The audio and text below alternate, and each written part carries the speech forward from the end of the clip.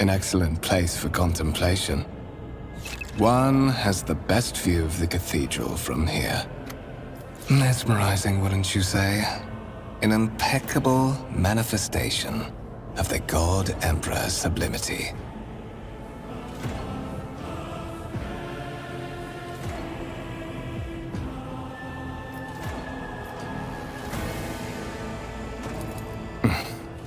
Allow me to introduce myself. Kunrad Voitvir, Master of Whispers, in the employ of Her Ladyship Rogue Trader Theodora von Valencias, at your service. I haven't had the pleasure of speaking with you in person before.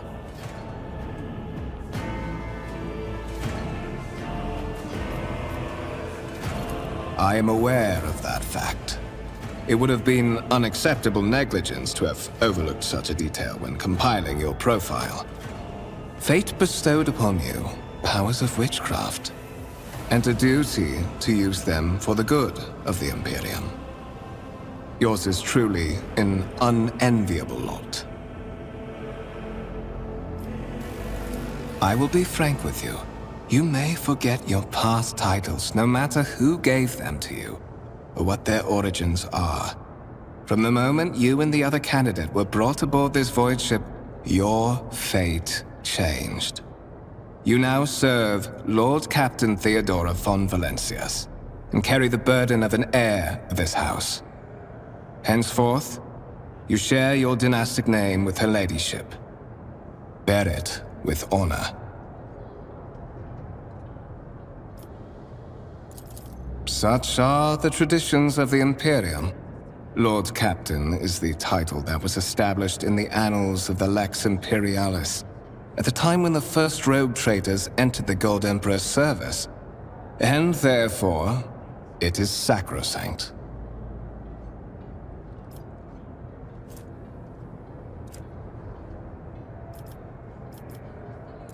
To put it plainly, I am the head of the network of spies and informers who serve the interests of House von Valencias.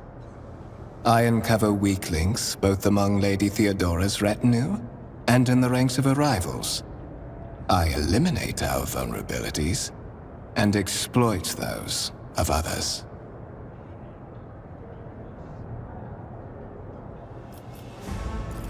I would rather not discuss the Lord Captain behind her back, especially not on board her ship. No one knows better than I that whispers are wont to attract particularly close attention. Suffice it to say that Her Ladyship is the bearer of the sacred warrant of trade and a woman of immense power and entitlement. However privileged your position may be, I ask that you do not incur her anger by being disrespectful or obtuse. Lady Theodora despises both qualities.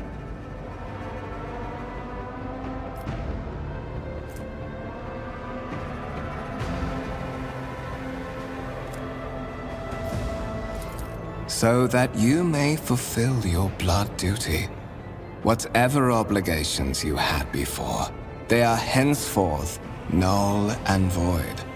By order of the Lord Captain, you have been requisitioned to serve the rogue trader, indeed blessed by the God Emperor. Your former position may have been different from conventional service as part of one of the institutions of the Imperium, but from now on, a different fate awaits you. One chosen for you by the Lord Captain. I advise you to come to terms with this reality as quickly as possible. There is, and you will meet him soon enough.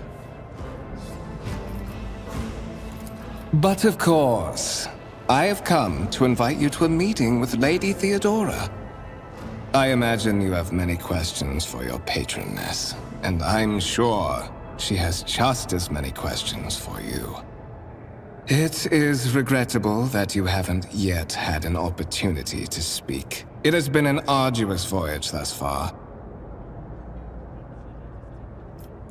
The Lord Captain and Master Ethelthrad von Valencias are conversing on the observation platform. Let us join them there.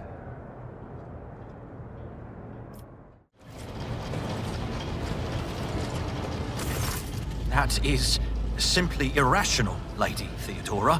Assimilation into the trade structure would be political and economic suicide. Practically an admission of heresy.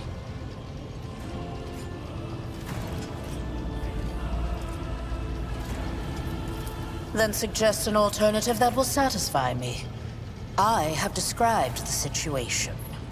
No worse than my seneschal could have done. Make a decision. What will you do with Ion 6, Edelthrad?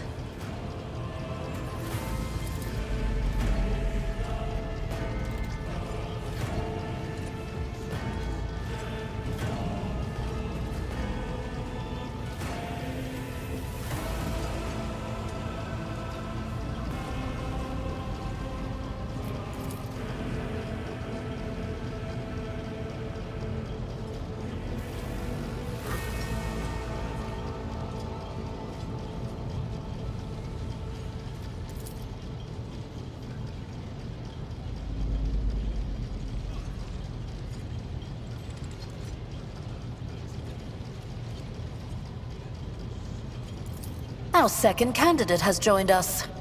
Approach and give me your answer.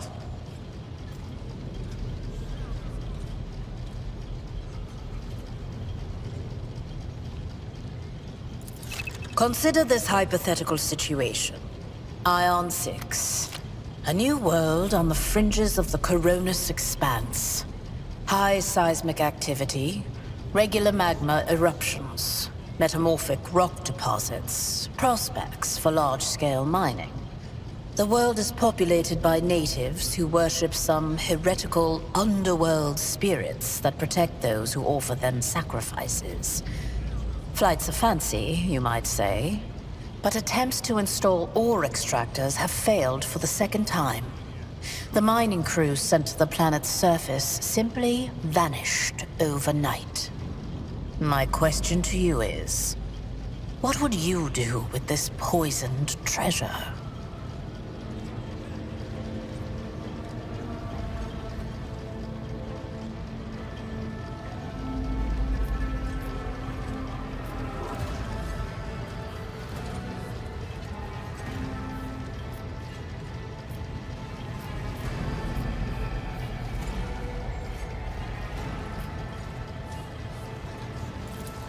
Thorough, but presumptuous. It took me a great deal to find one psyker who could serve me well for many years. Yet you speak of several. Sanctioned psykers are rare and valuable instruments of the Golden Throne. Or do you suggest that we use heretics, who are an offense to the God Emperor's light? It would be rather careless of you to utter such profanity in the presence of his faithful servants.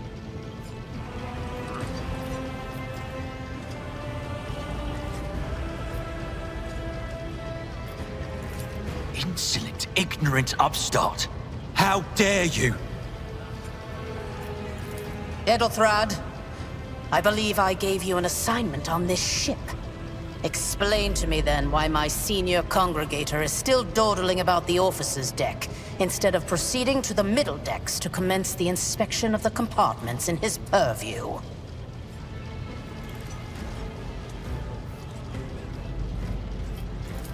I beg your forgiveness, Lady Theodora. Your presence has such a profound effect on me that I well forgot the time.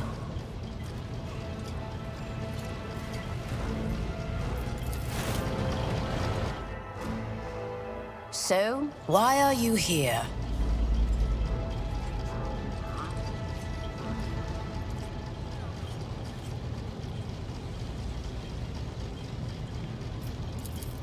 You have seeded the opening that was offered to you in a woeful display of meekness.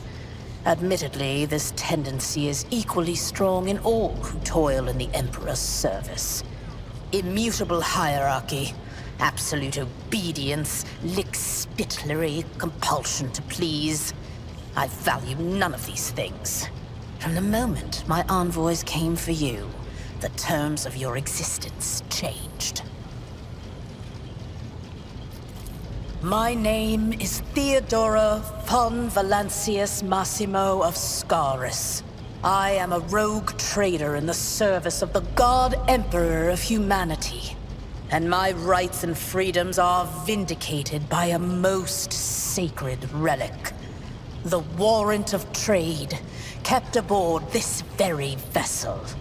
Mine is the honor to venture into the darkness, beyond the Imperium, and carry humanity's light where powers wicked and heretical reign, and bow death and ruin to us all.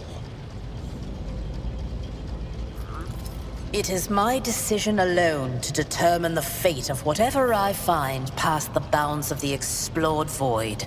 Every world I discover, along with all there is to find thereon. Resources, people, riches, and mysteries, is mine by right. I command millions of lives, rule over numerous planets, and possess fortunes that no planetary governor or commander could dream of amassing. And you are one of those with Fon Valancius blood in their veins and a rightful claim to this inheritance when the hour comes.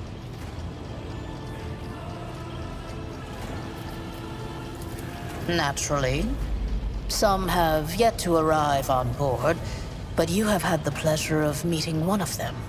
Edelthrad may be somewhat disconcerted by the scale of the responsibilities that may potentially fall upon his shoulders. However, I have a good feeling about him as a candidate. Blood right alone is not enough to earn the high honor of becoming the bearer of a warrant of trade. Nonetheless, your abilities and talents may yet prove useful. If not for the role of Lord Captain, then for that of their closest ally. Alas, even those responsibilities can at times be too challenging for those who share your blood. Kunrad Voitvir served me for many years before he made his mistake. His kinship to me is most distant, as is yours. Nonetheless, he does bear the name Fon Valancius, even if he avoids using it publicly, and as such, strictly speaking, can be considered my heir. That door, however, is closed to him. Voitvir's performance in his current role is satisfactory. Or it used to be, at least. Impatience. I am rather fond of impatient people. They are not as quick to resign themselves to circumstance and more eager to show initiative. Even if I do choose Edelthrad as my successor, I will still require loyal advisors. The skills and knowledge you acquired in your former life may prove invaluable here, in the Coronis Expanse. It says in your profile that you bear the brand of sorcery. Albeit sanctioned sorcery that is permitted in the service of the Imperium. I am accustomed to the presence of psychers at my side. More than that, I value their unique abilities highly. Perhaps that is why I am so intrigued by Edelthrad's candidacy. A rogue trader psyker could achieve great things indeed. However, psychers are fragile creatures.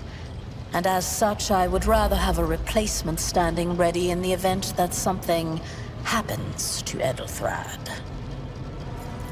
Moreover, even changing your family name will not rid you of the fame you previously garnered. I hope it will also help you bring glory to the Fon Valancius dynasty, to which you now belong.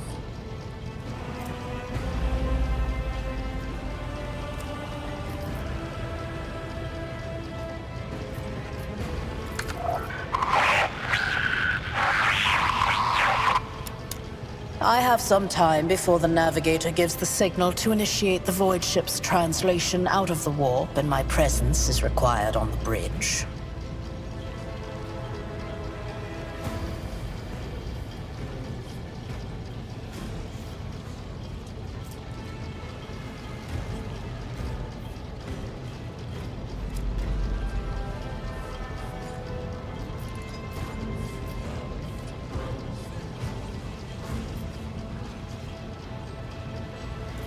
Is that so?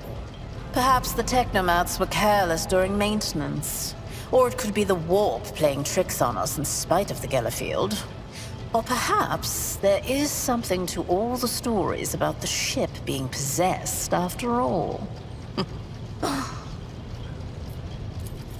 Lady Theodora, for the God Emperor's sake, surely you do not intend to start repeating idle rumors spread about by uneducated riffraff. Enough, Abelard. Such hearsay amuses me. Edirra eagerly retells me everything she learns from the whispers of her unseen advisors. This ship is thousands of years old. It has enough hidden nooks, malfunctioning cogitators, and unused compartments to make ignorant folks speak of specters dwelling inside the bulkheads and plotting against those who yet live.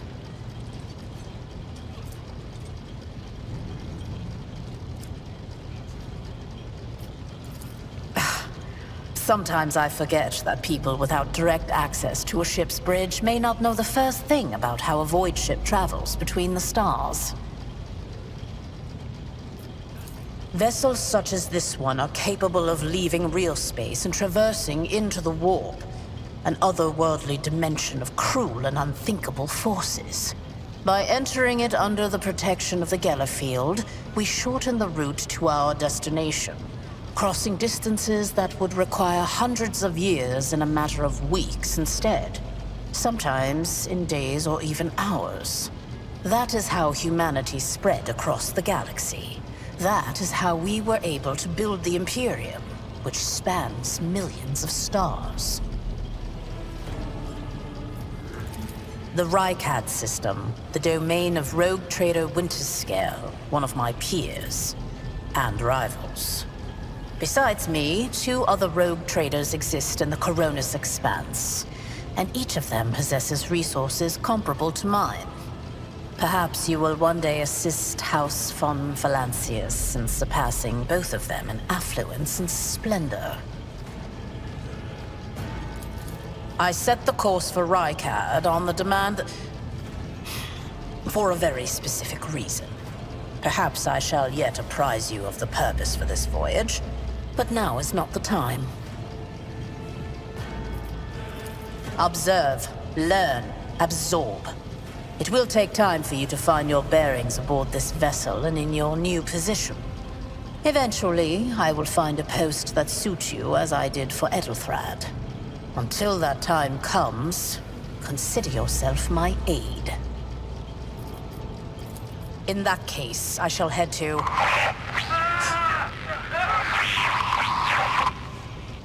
Disturbances reported on the adjacent decks. Seneschal, if the need arises, protect the new blood. It is possible that the chance to prove your worth may present itself sooner than you may have anticipated.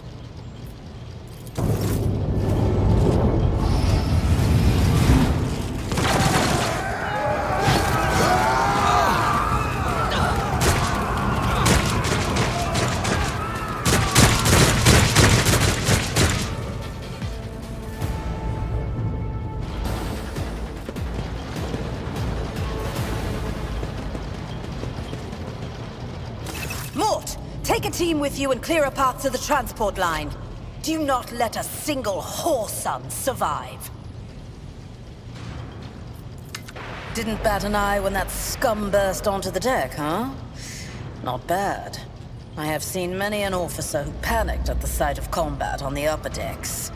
The false sense of security offered by their position makes them that much more vulnerable to the harsh realities of warp travel.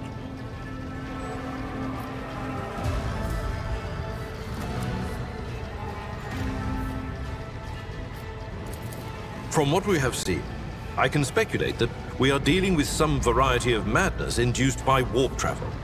Such episodes are not uncommon among voidsmen who have found themselves outside the boundaries of real space, though such episodes seldom spill onto other decks.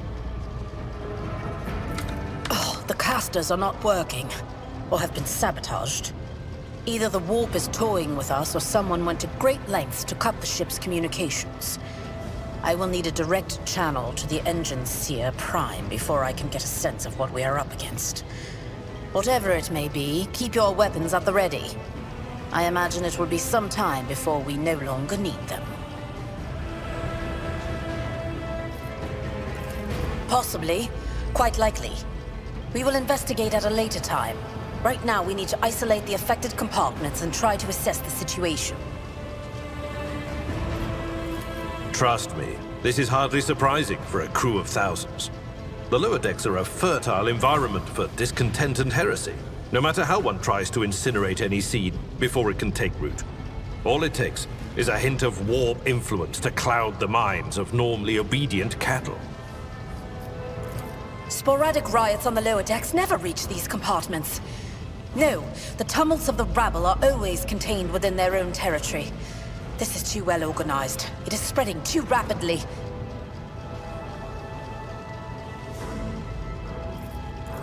Mort has gone on ahead to clear a path for us. If you want to make yourself useful, go after him and see if the Arch-Militant requires aid. And be quick about it.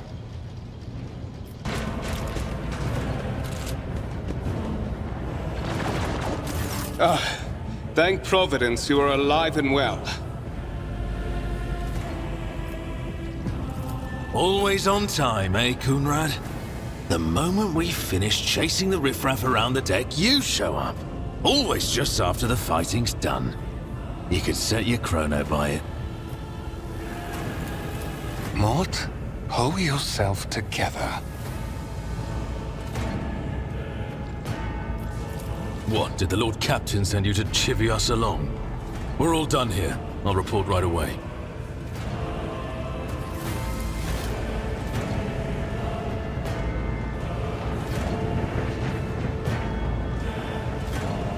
Master of Whispers, what is happening on my ship?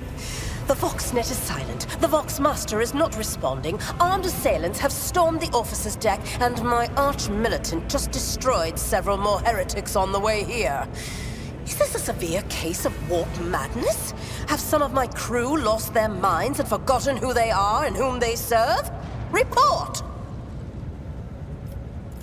I have not yet received word from the Engineerium regarding any Gellerfield failures, but communications were already unstable half an hour ago, and now they have ceased altogether. Whatever the cause may be, the consequences are spreading fast. I am receiving scattered reports from the middle decks, and the only voxcasts from the lower bays are one-way heretical gibberish. That the madmen have already reached the officer's deck suggests that this outrage was planned in advance. Perhaps this is an organized mutiny.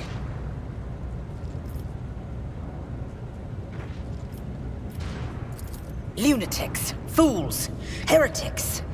This ship houses thousands upon thousands of people. Pernicious thoughts and warp-induced delusions could have tainted any one of them. It is a difficult notion to accept, but such risks are inescapable. First, we have to confirm that the bridge and the navigator's sanctum are secure.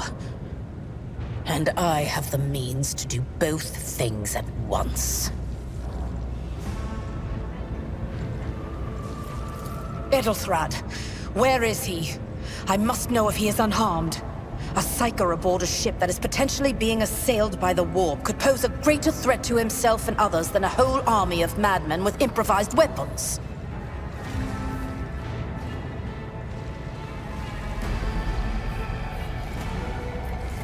I tried to locate him, but the last thing known about his movements is that he arrived on Transitional Deck 18.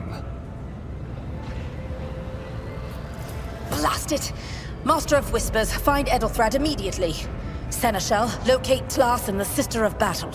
Both are to remain at my side. Arch-Militant, with me. I must go to my study. And it appears we might encounter heretics along the way. If I may, Lord Captain. Transitional Deck 18 is at the heart of the disturbance, and if our goal is to bring Edelthrad back, I could use some support. After all, I'm not as adept at directly confronting enemies of the House as the esteemed Arch-Militant, and taking into consideration Edelthrad's psychic powers.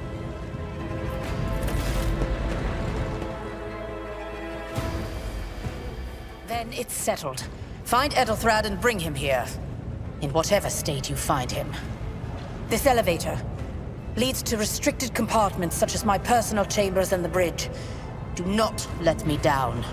I require you both. Do you understand?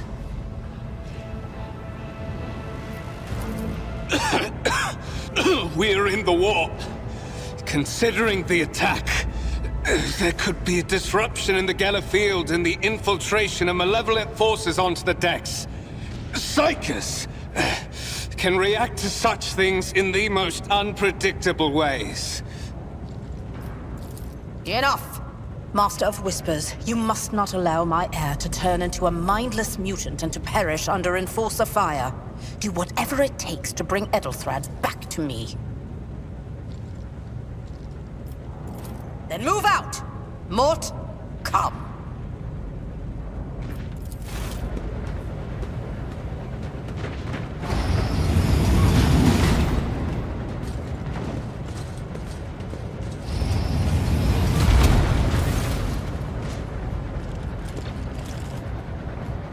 Are you ready to head to 18? It is a long walk, and you do not even have proper gear.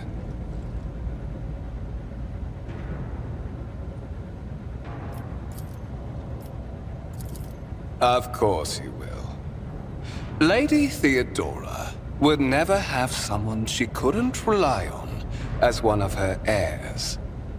But that is no longer relevant.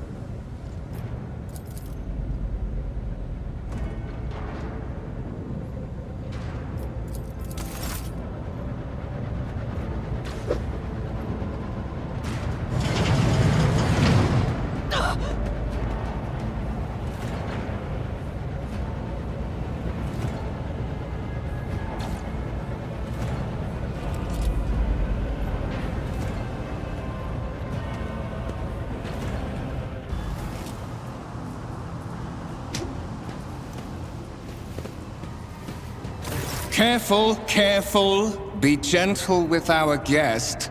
He has an important mission to complete during our visit to the Warren Chamber. And for that, I need him breathing. Oh, you are back with us, I see. Delightful. How perceptive of you. I'll help you with the next insight. I need you here for your blood. You have the option to share it voluntarily, or I will squeeze it out of you myself. We are in the anteroom of the Warren Chamber, this void ship's most hallowed vault.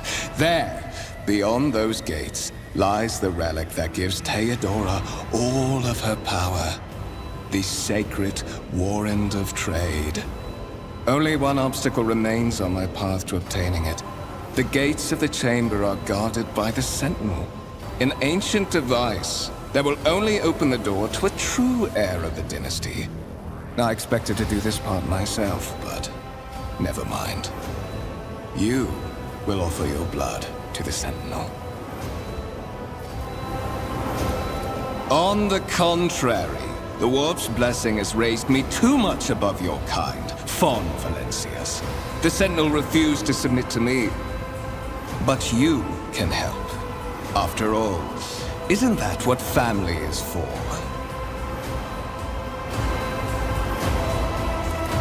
Wretched.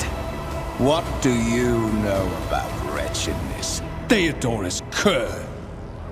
Are you hoping to buy a grain of her indulgence with your blind loyalty? Oh, I know this delusion. But thank the gods it no longer has power over me. Humanity can rot. I no longer serve mortal kind. Once my work is done, I'll make that pompous wench Fon Valencius watch as I sacrifice her entire dynasty and commit their fate to the gods.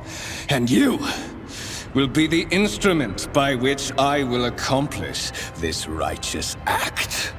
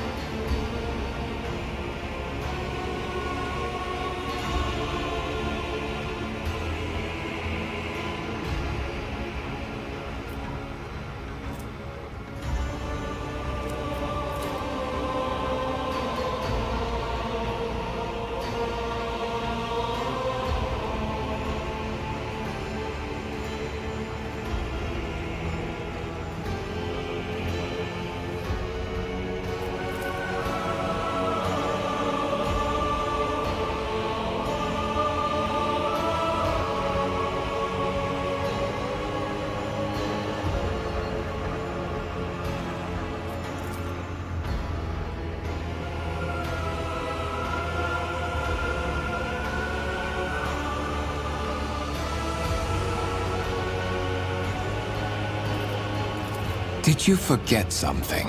I suggest you hurry.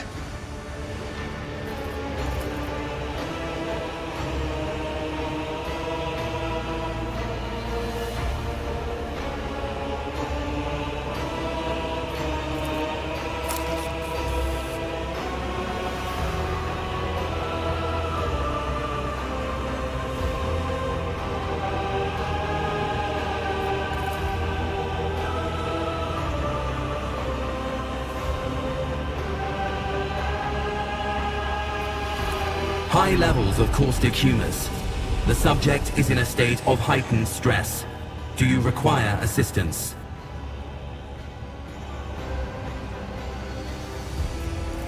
Genetic code identified. Child of House von Valancius. Do you require assistance?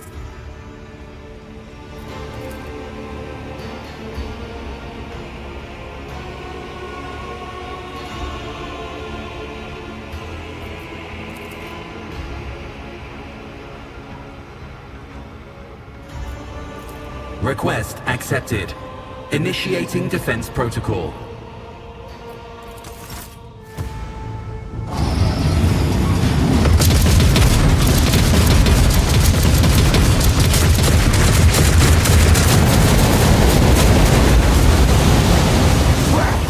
There is still another way!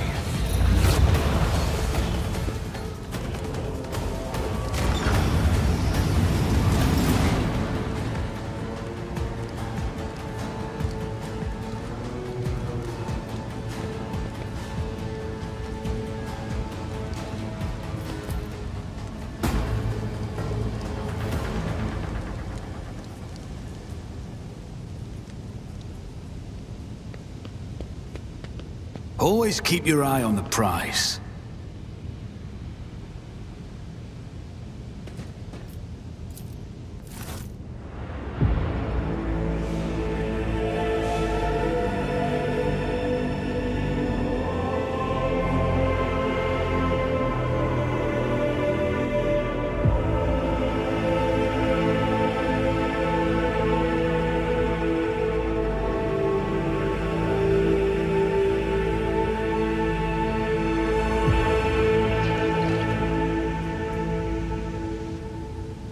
Escort the child of the house to safety.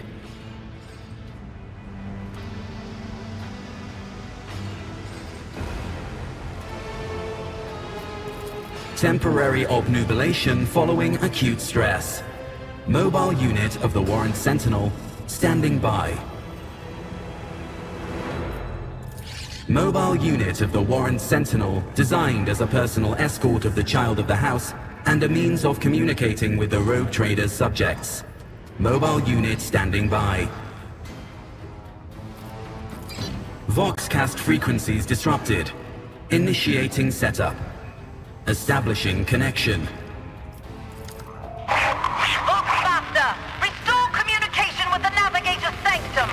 I am trying to contact the bridge. If anyone can hear me on this frequency, regroup all available forces and head to the upper decks at once. I repeat, regroup all available forces and head... Communication protocols breached. Signal latency assessment unavailable. Unable to establish two-way connection. Distance from the current location to the nearest arsenal. Initiating situational calculations. Middle and upper decks. Assuming the probability of safe placement in areas of concentration of armed units. Calculating. To prevent unauthorized units from breaching the warrant chamber, preemptive sealing must be initiated. The mobile unit will start executing the received order immediately after the safety of the warrant is secured.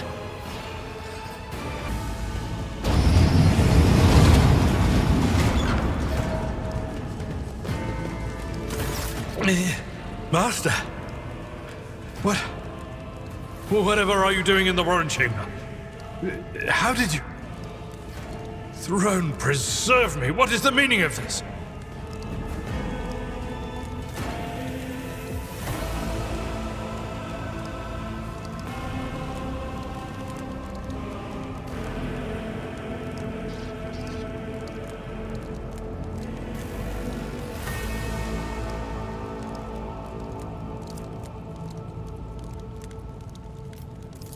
What?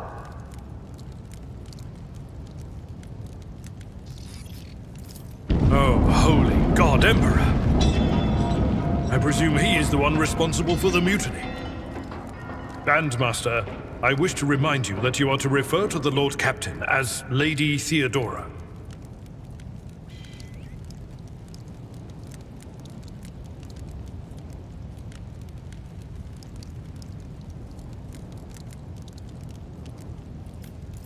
Saints' blood! And it is small wonder that the heretics are so well organized. I thought his order to seal the passages between decks was his attempt to stop the attackers from spreading to other levels. But now I see the real reason. It was to stop the enforcers from intervening. At least you are alive, and now safe, Master. Alas, I doubt we can afford to look for a compartment to sit out this disaster. You're in a bad way.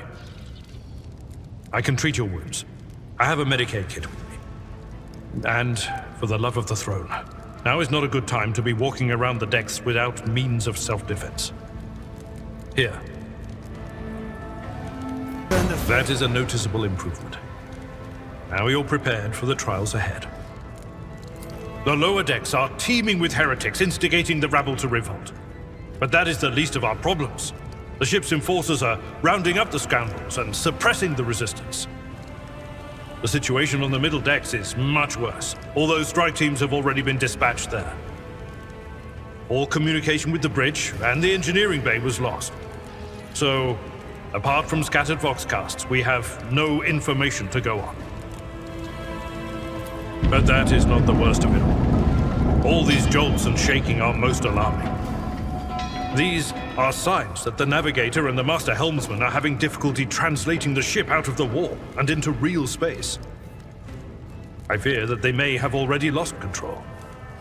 We must reach the navigator's sanctum and get a handle on the situation. If we can manage that, some aboard this vessel may yet survive. I am no helmsman. Oh, God Emperor preserve me, navigator. However, I have spent my entire life aboard void ships equipped with warp drives, and I know that portents such as these do not bode well. It could be that the Gellerfield has faltered. Perhaps the navigator was struck down by warp corruption and is fighting for the last shreds of his humanity as we speak. If we get thrown off course, we will be forever lost in the warp. Naturally, we would likely not have long to live in that scenario. But I will not resign myself to such an outcome just yet. You sent me a Vox message. Specifically, a Voxcast on the officer's frequency, which I had the good fortune to receive. You mean to say you did no such thing? Warren Sentinel? The Lord Captain barely ever ventures down to the chamber, and I was at her side only once or twice when she did. And I did not see anything of the sort.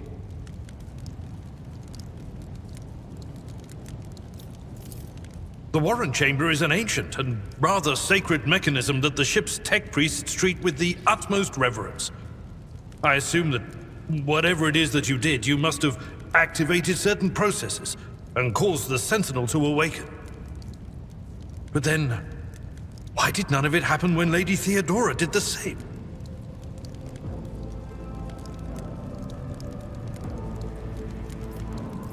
During warp transit, the sanctum is closed to all who are not involved in traversing the Empyrean. And for good reason. For the navigator to open their third eye and perceive the way, the sanctum must be bathed in the energies of the immaterial. Only a navigator can withstand such an ordeal. For the rest of us, any contact with the warp is fraught with perils such as loss of sanity, spontaneous mutations, and death.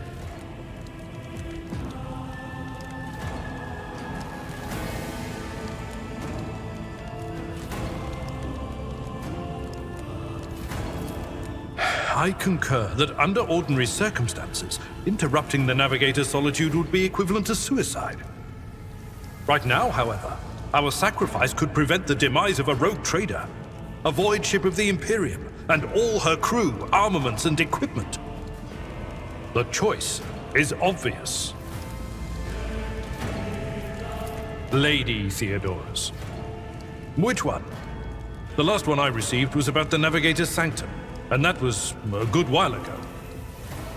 In any case, let us hope that the Lord Captain is well, and safely in charge of the ship's defense. In the meantime, we must do all we can to prevent the ship from veering off course. Absolutely. Let us proceed.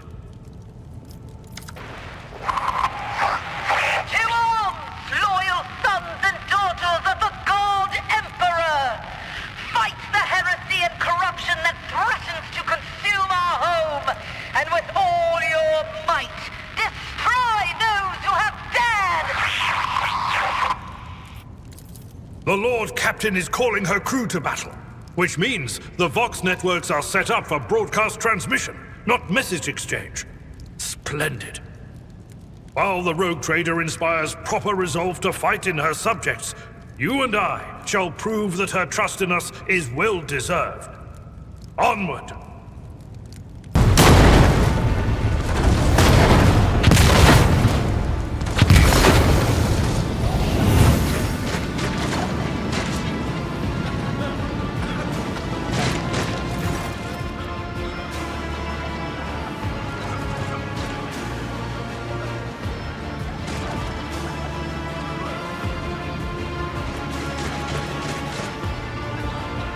Are you lost, my heir?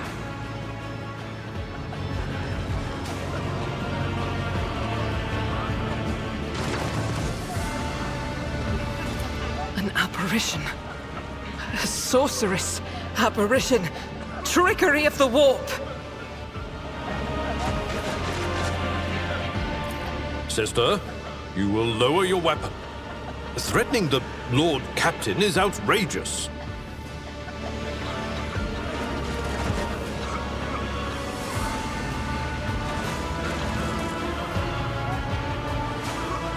I am a rogue trader. I am wherever my will demands me to be. Would you prefer to be elsewhere at this time? Indubitably. But are you ready? I can lead you out of these flames, show you a path, rid you of pain, and give you a weapon so that you may defeat your enemies. Decide.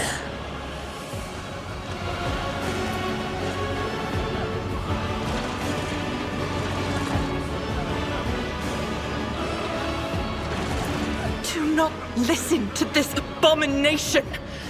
If there is naught but his light in your heart, if you are resolute in your faith, then step into the flames. The Emperor protects. His faithful will not be deterred by either darkness or deceitful promises. Nor will the fire burn those who carry the torch of faith in their soul. To the void with you. We need to follow Lady Theodora before we suffocate in this furnace. The people! The survivors from the middle decks! We must help the crew! Lead them out! Find a way around!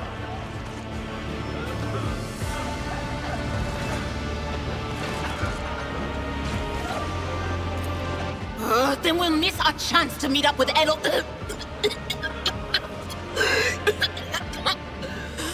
What are we waiting for?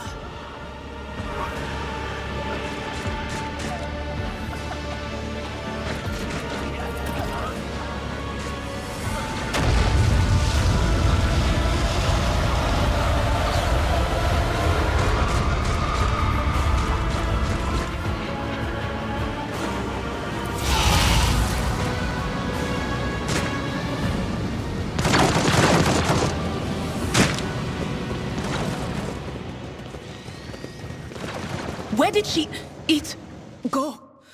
The thing that was standing in front of us in the fire? I could have sworn. To the same place all unholy visions go. Do you want to follow it, witch? Always keep your eye on the prize.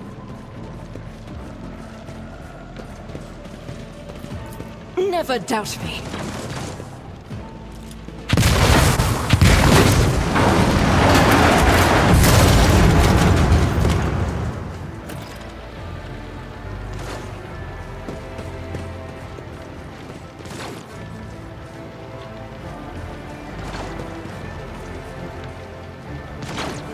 Too late! We are too late! Or perhaps Edelthrad and his escort never made it here. Which would be even worse.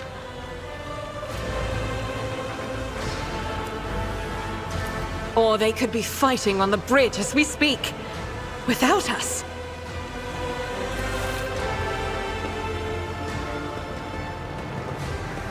My lord, I beg your pardon for interrupting. The people are asking for orders. You came back to save us. So now we will follow you through thick and thin. To the bridge. If Edelthrad is there, then he requires immediate assistance. I say there is one thing that I find most troubling. The Lord Captain's Voxcasts. They are still coming in, even though it would make sense for Lady Theodora to be on the bridge right now, at the head of the counter-assault. I feel uneasy. What if the Lord Captain is besieged in her own chambers? With your permission, I suggest that we confirm for ourselves that she is not. We can use the same elevator that Lady Theodora and Mort headed for earlier.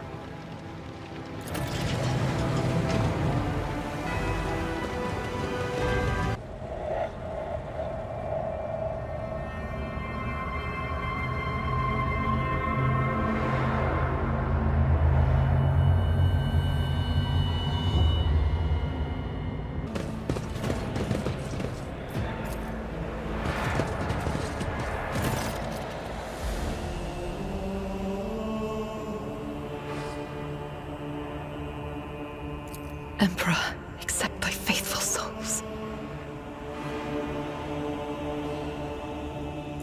No! Lord Captain, I didn't hear a thing. Not a whisper, not a breath. It was so loud. Why didn't I foresee this?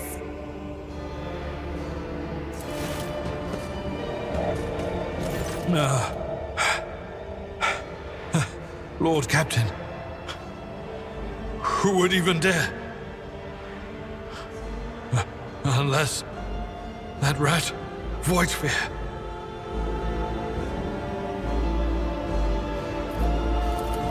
It could have happened in the heat of battle.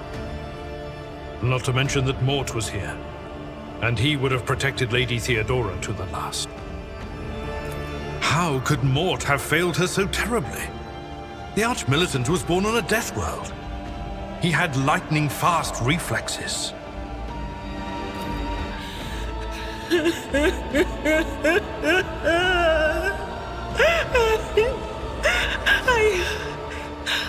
I can look at things in my own way. If you find something that might bear the imprint of the killer, just give it to me, and I'll try to see what secrets it holds.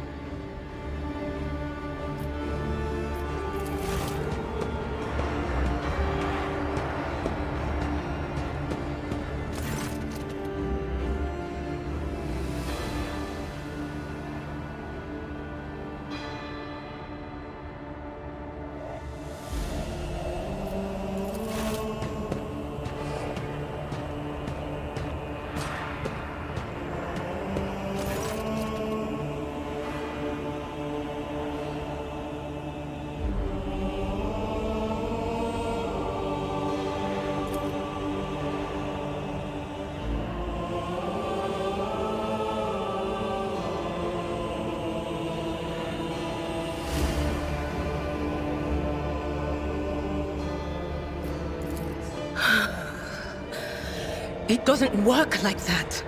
I can try to read the memories of objects, but dead bodies are a different story.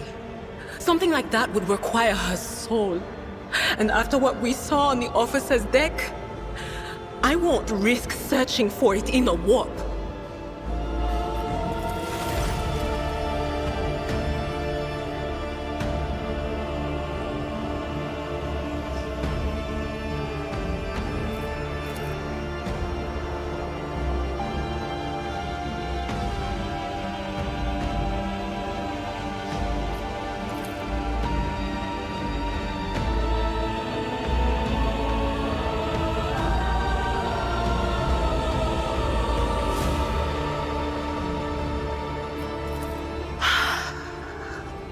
see streaks of color, luminescence, blue lights, faces drawing closer. Lady Theodora and Conrad and what is that? Ah! Something dark, enormous. Oh, this glass thing was something foul, that's for sure. Tainted witchcraft.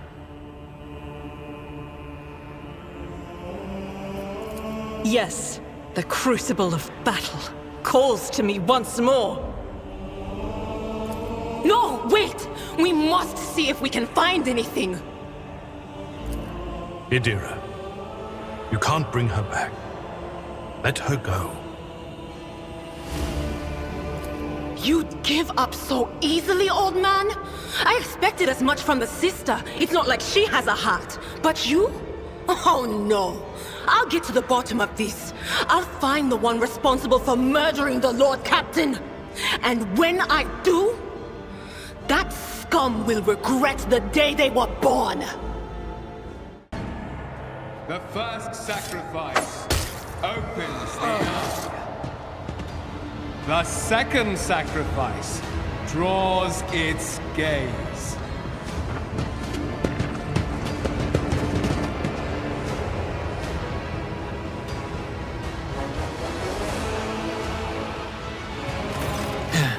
Help has arrived. Too late to change the tide, I'm afraid. But if there is any honor in you, we can at least die with dignity and give our lives for the rogue trader.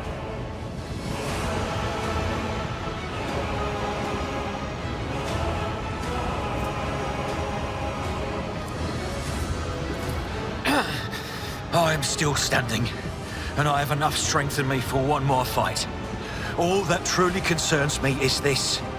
Where is the Lord Captain? God Emperor, preserve us. The rogue traitor is dead. The ship has lost her Lord Captain, and the house its head. No matter what ritual Conrad is performing there, the warp is too strong. I cannot withstand it. I feel my body changing with every second. The warp is ringing in the air. This is the end. We will perish in the warp, along with the warrant and all the dynasty's heirs. The enemy of humanity has triumphed. I've seen it before. We'd better get away from him. The changes are already accelerating.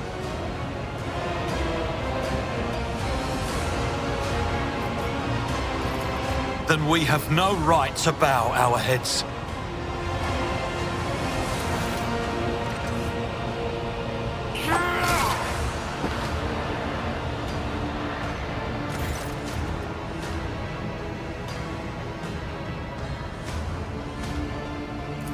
We are out of time!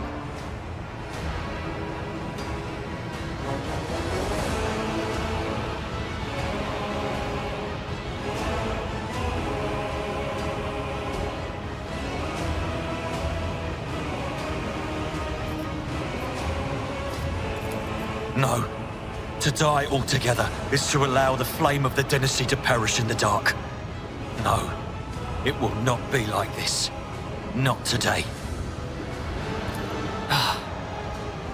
The ritual will not be completed. I'll take care of it. And you, see to it that the void ship breaks free from the warp. Watch over our realm. And farewell. Accursed traitor! A time will come when you will bleed for her ladyship Theodora's murder. Remember my words, for they are the vow of he who marches toward his death. What? Theodora is dead? No, that can't be. Not now. I still haven't. Your ritual won't be finished, heretic!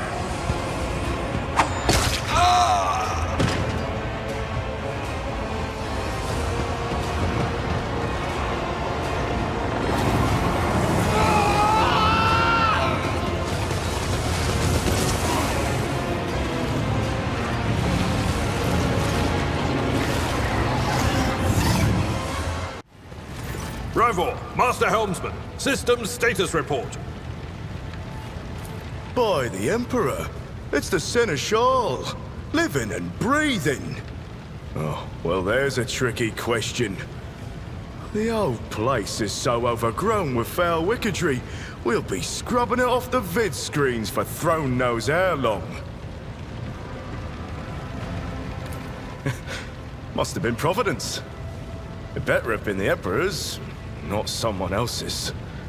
When they barged in here, the ones with the Master of Whispers, some officers charged them, but it wasn't even a fight. I grabbed whoever I could and dragged them behind the cogitators. Then, I prayed for our rescue.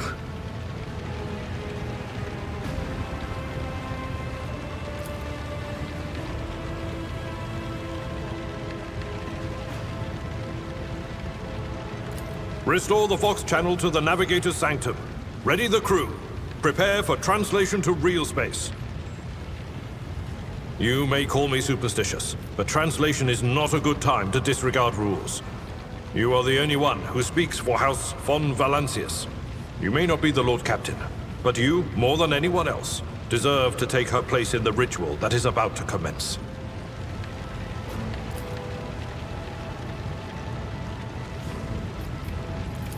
Take the Lord Captain's seat. Order the final preparations. Wait for the officers to report. Oh, blast it all to the void! Translation is a craft, not something that can be explained in a tick. Just go up to the throne, Master. These people are about to do the impossible. The least they deserve is the solace of seeing a figure sitting in the usual spot. Oh, please, hurry. Every second we waste is a terrible risk.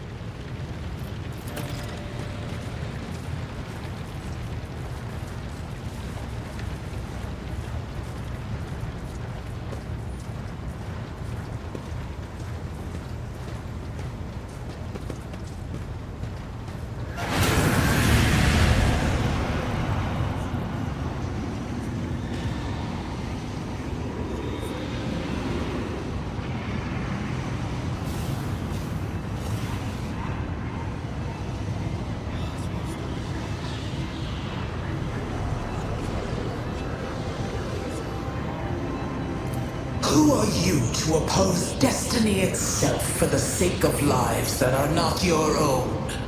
So many threads stretch between you and other creatures of your world. Pitiful, worthless links, ready to shatter at the slightest touch. A muddled, erratic, pointless tangle.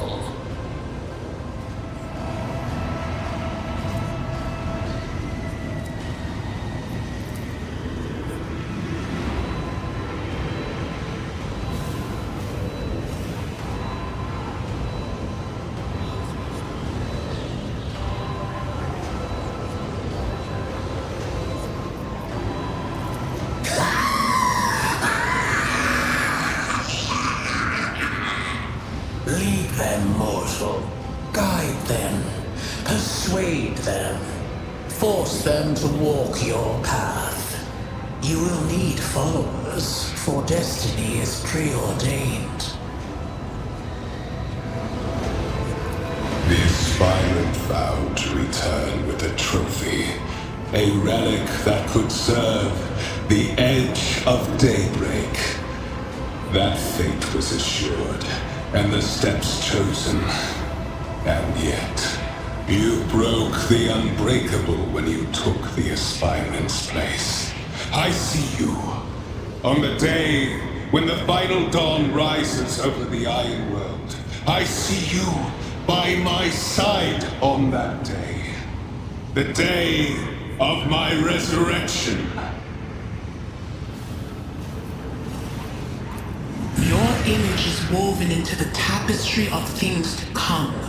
I am the will of the weaver of destinies, and today I will weave a new thread of elusive possibilities and fickle chances. The thread that will lead you out of the maw of irreversibility. The thread that will help you find the keys to salvation.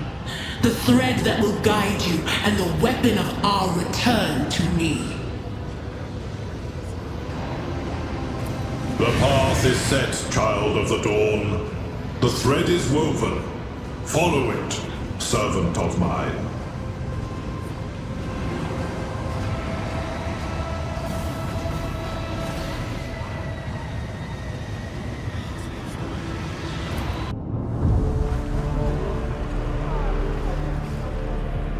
The treachery of the Master of Whispers was fruitless, but victory came at a great cost.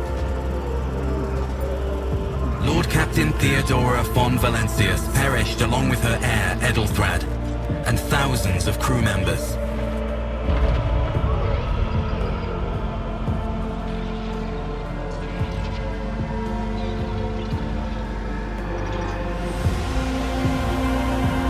Yet hope remained. For the second in line to the rogue trader dynasty survived, and through the strength of his resolve, saved those who were counting on him for protection.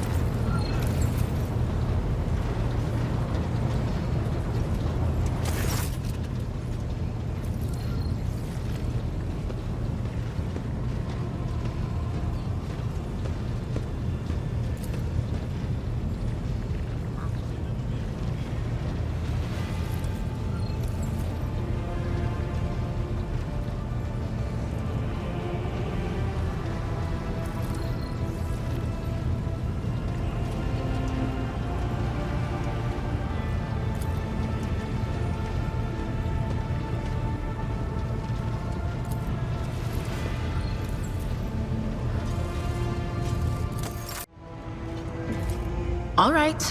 That's what I'm here for, after all. So, I'm just going to lean on that door in my head a little more, prick up my ears, and listen to what the warp's got to say about you. If you'll allow it, I can listen right now. All right, let's hear what they're whispering about you,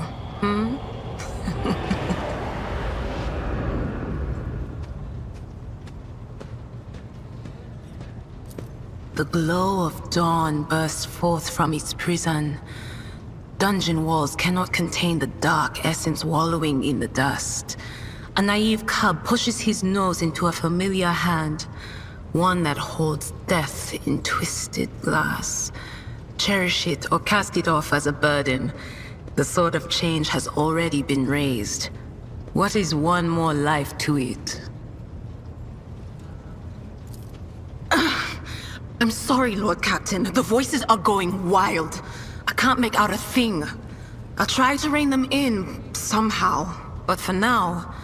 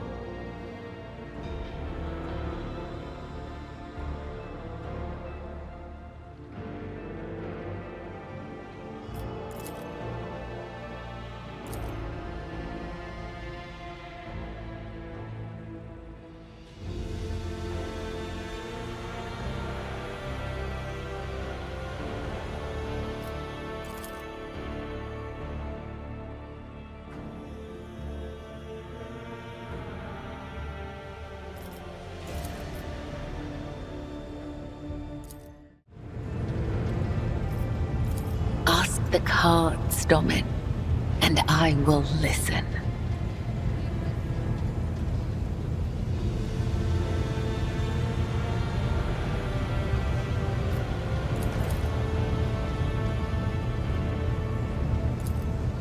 The first card is the young warrior. It suggests inexperience, a path of becoming.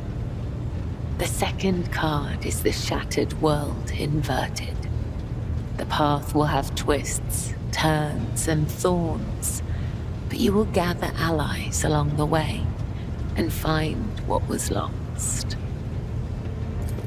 The third, the hound inverted. Someone has marked you as their prey and is chasing you through a field of traps.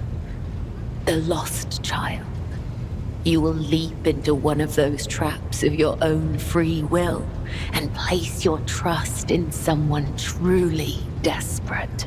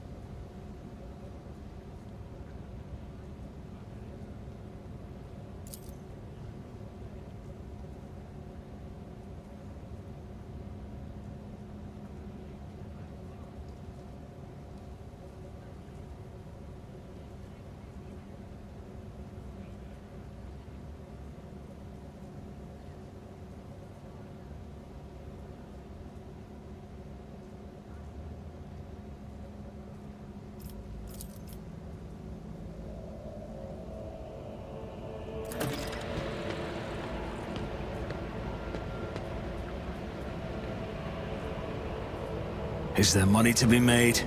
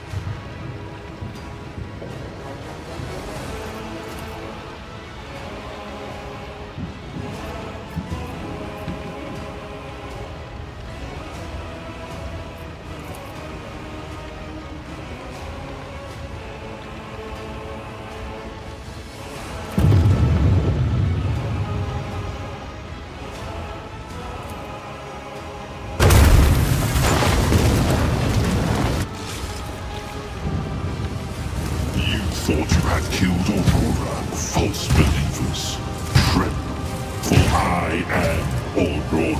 I am the herald of change. Behold the final dawn and die!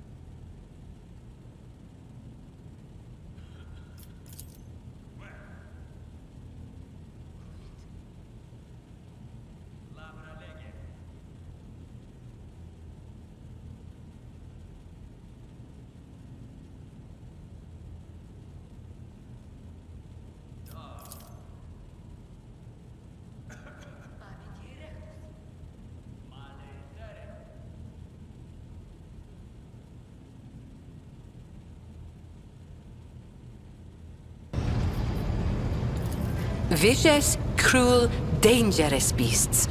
Humans hold little interest for Xenos. We are entertainment for them, a means to keep boredom at bay. A commodity. But some of them contact us once in a while using their own people. Do not deceive yourself by thinking you are safe because there are no Xenos inside. Those Agi are as cunning as they are ruthless. They cleverly pull at the strings of spies and traitors, subjugate those who do not fall for the promised reward, transform the ones who resist their promises into soulless puppets. The Emperor watches over me, and that is why I still haven't succumbed to the fate of many of my associates who have lost their lives to the stringy scoundrels.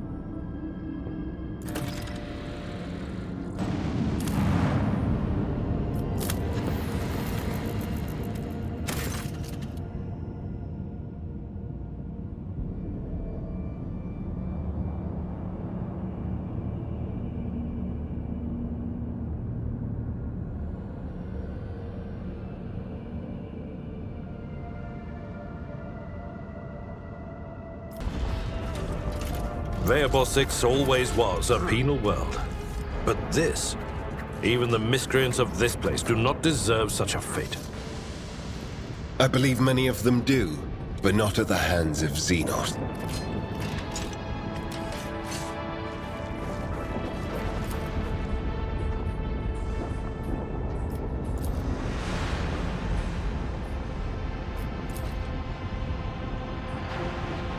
I always have a backup plan.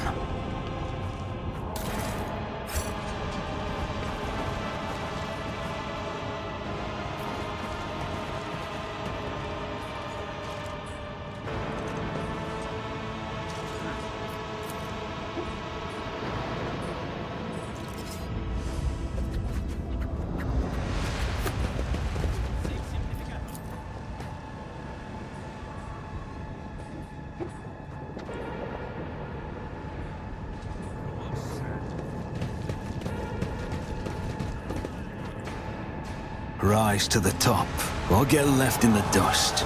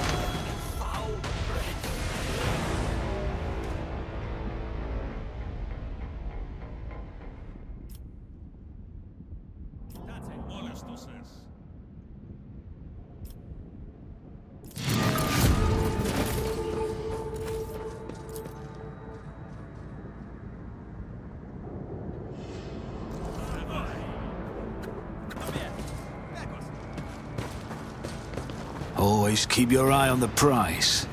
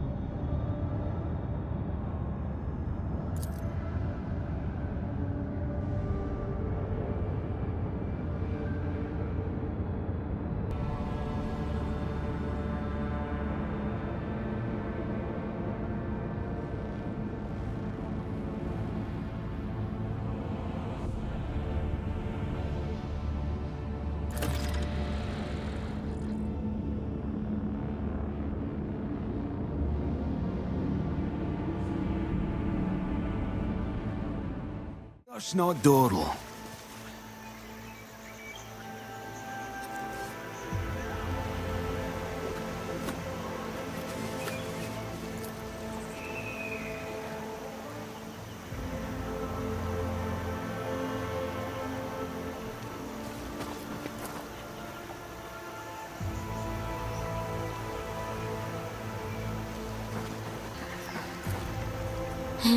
We have come here by a dark invitation. The black dragon stirs in the shadows, drinking blood, waiting for you. Idira, pull yourself together. The governor sent out a call for help. No such entreaty can be considered dark.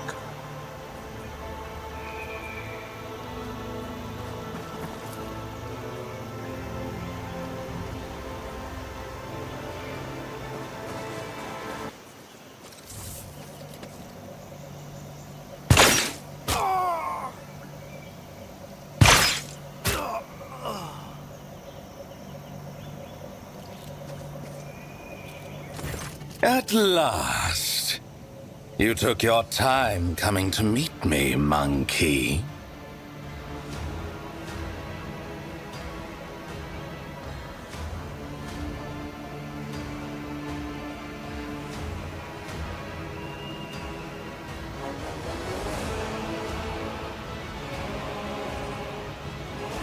Hold your foul tongue, abomination. Such filth will not use that tone with the Emperor's chosen. Why? I sent an invitation by way of the cattle that dwelt on this world. And the chosen has so obediently appeared. How are my words anything but the truth? How disappointing. This clearly isn't Eurimerys, the Cabal's Archon, whom we had the displeasure of meeting on Verbos 6. Once again, we are dealing with a pawn instead of the true root of the problem. The little monkey remembered the Archon's name. Such a clever thing you are. You might just make a good pet after you've been properly trained and stripped of your misplaced arrogance. One of my soft-bodied kin.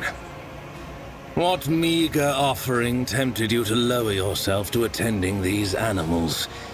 Or does their company remind you of being among your lost brothers and sisters? What do you know about my brothers and sisters, Dark One?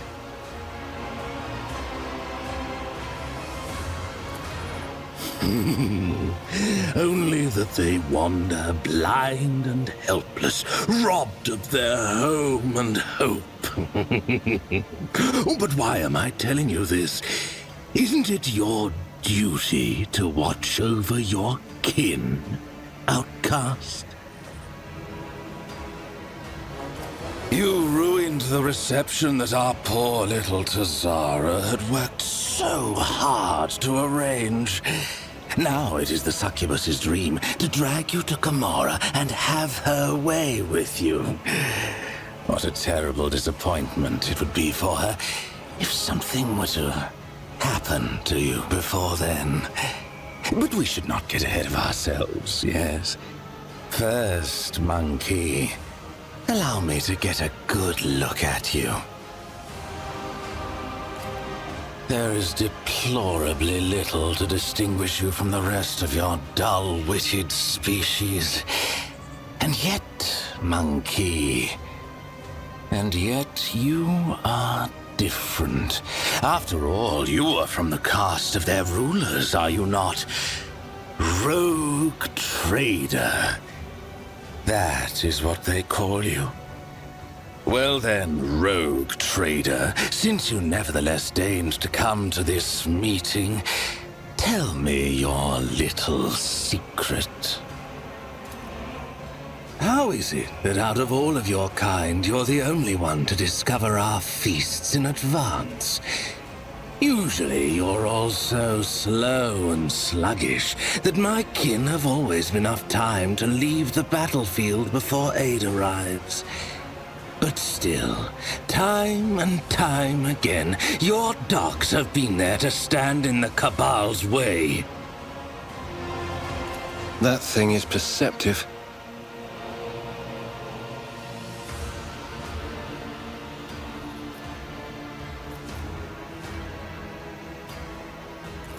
You think too highly of your deeds, however insignificant they may be.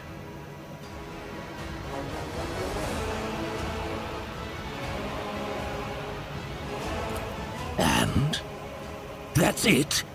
Just an assertion that your kind are not as brainless as you appear to be? This answer does not satisfy me. I will tell you this, monkey.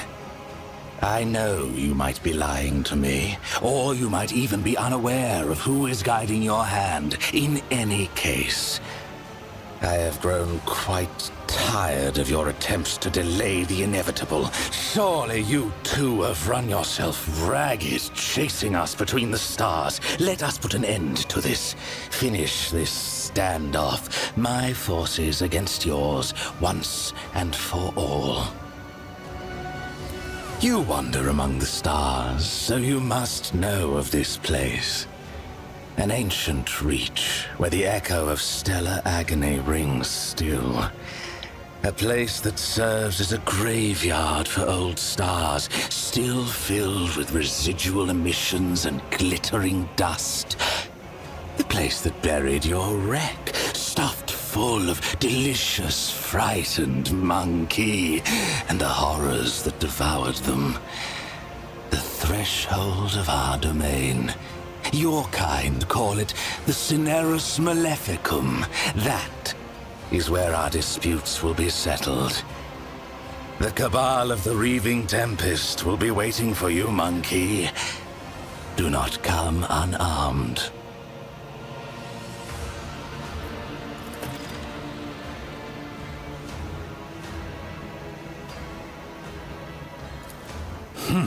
Very well. Amuse me.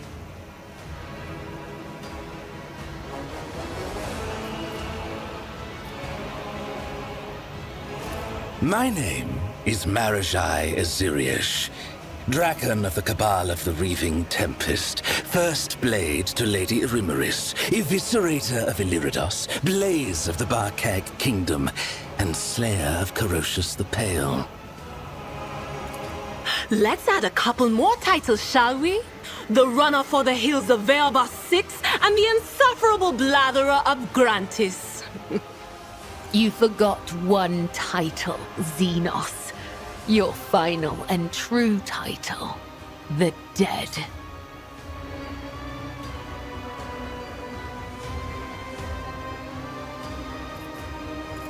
Stealing the sun?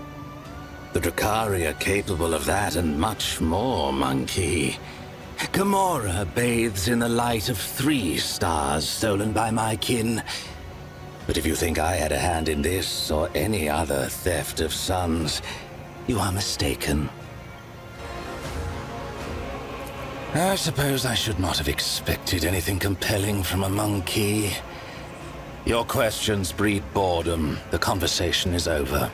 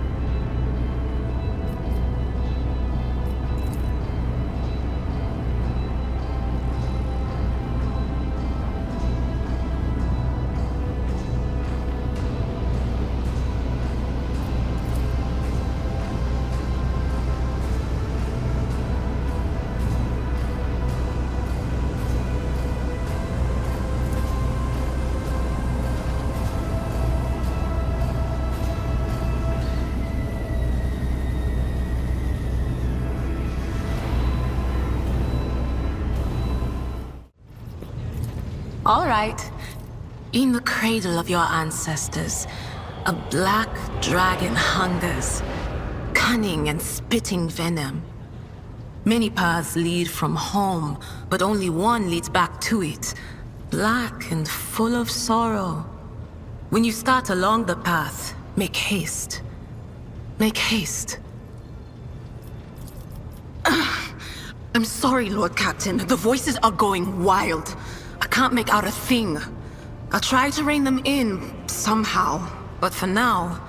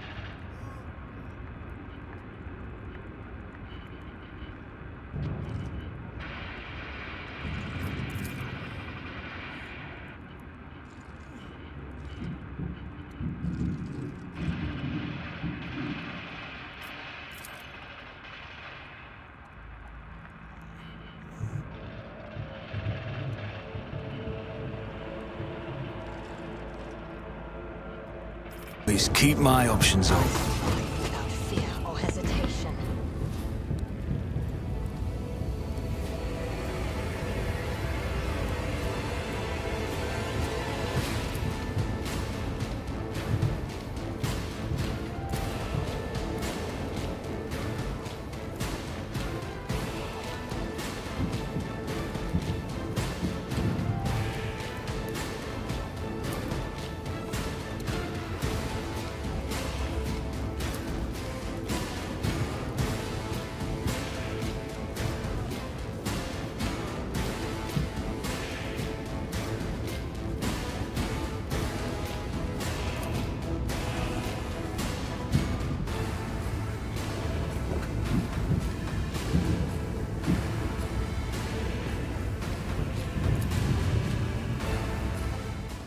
High momentum.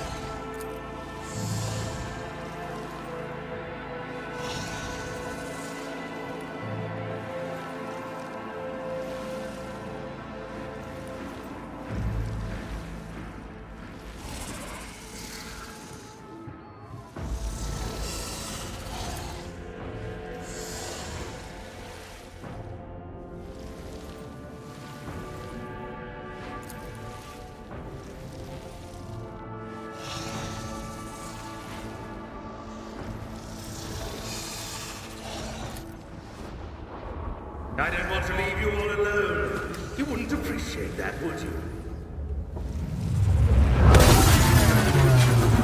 Camelites of the Reaping Tempest, I leave this monk key to you. Enjoy yourselves!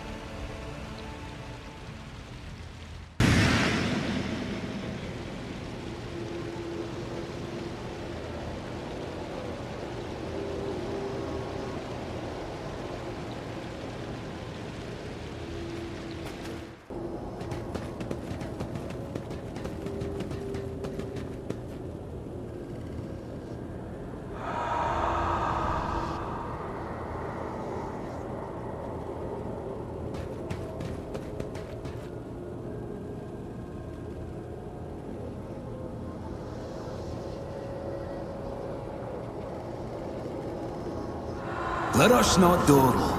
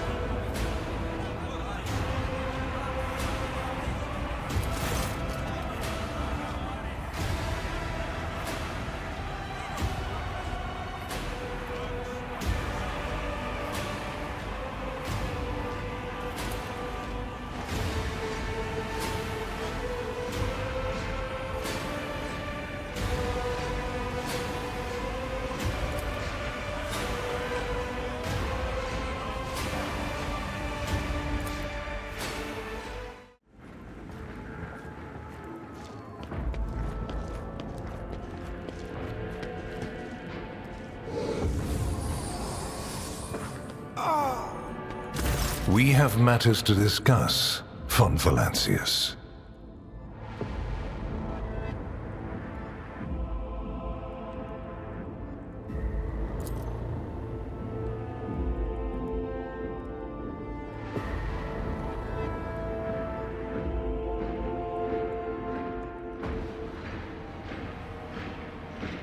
Lord Inquisitor Xavier Calcazar, head of the Coronis Conclave. I am authorized by the grace of the Emperor to watch over the Coronis expanse, root out heresies, and preempt the Xenos threat.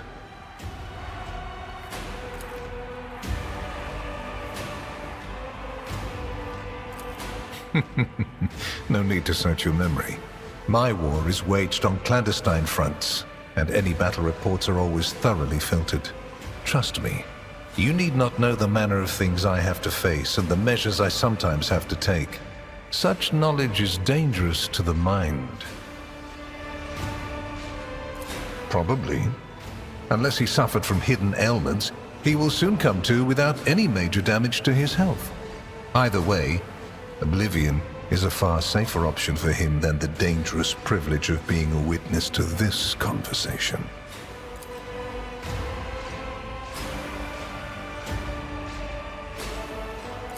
We used other means of travel to pay you this visit. I assure you, rogue trader, that all your locks are in order.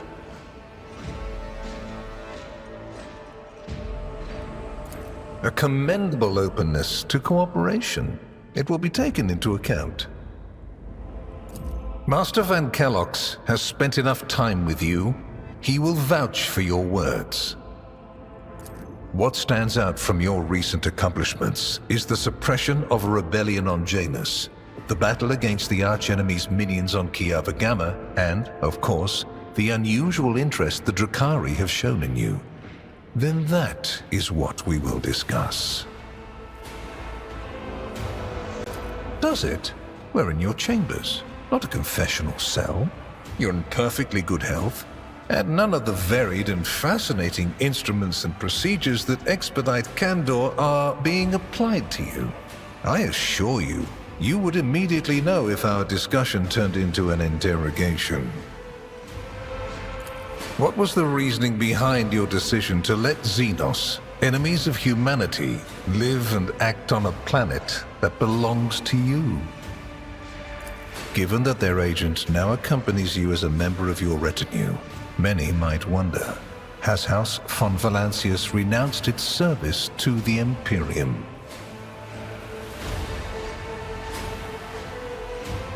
Your way of thinking is curious, dangerous, but curious nonetheless.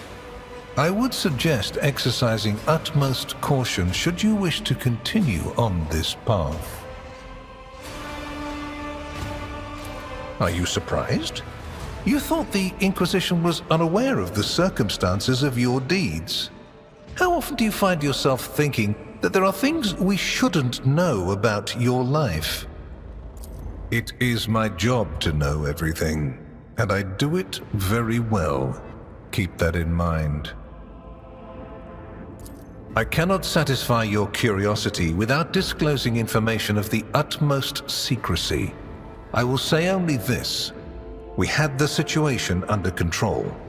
There is a tangled knot of perilous events in progress in the Coronis expanse.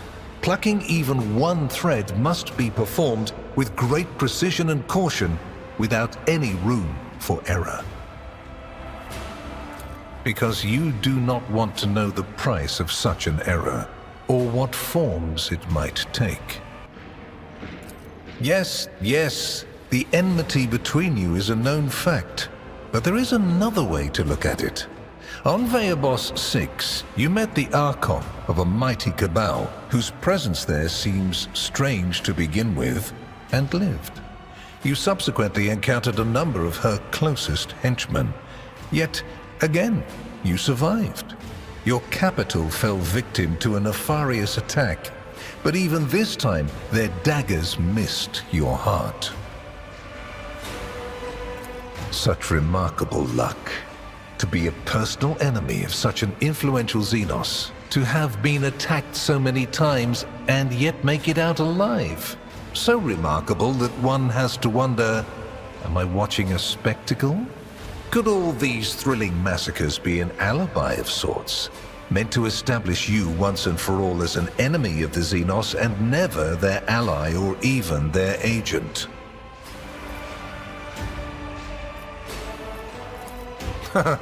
So you already think you're cut from the same cloth as St. Drusus, do you? Ambitious? I'll make note of it. Far from it, my dear. The questions are manifold. How did you manage to survive the battle that claimed the life of Theodora, who was so much more experienced and skilled than you?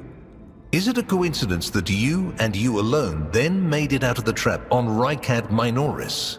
How much truth is there in the rumors being spread by the heretic Kunrad Voitvir about you? Why did you choose to ignore the warning of a member of the Inquisition that a protracted sojourn near the dying Rykad Minoris could bring corruption down upon your ship? Were you driven by your concern for the people or forbidden interest?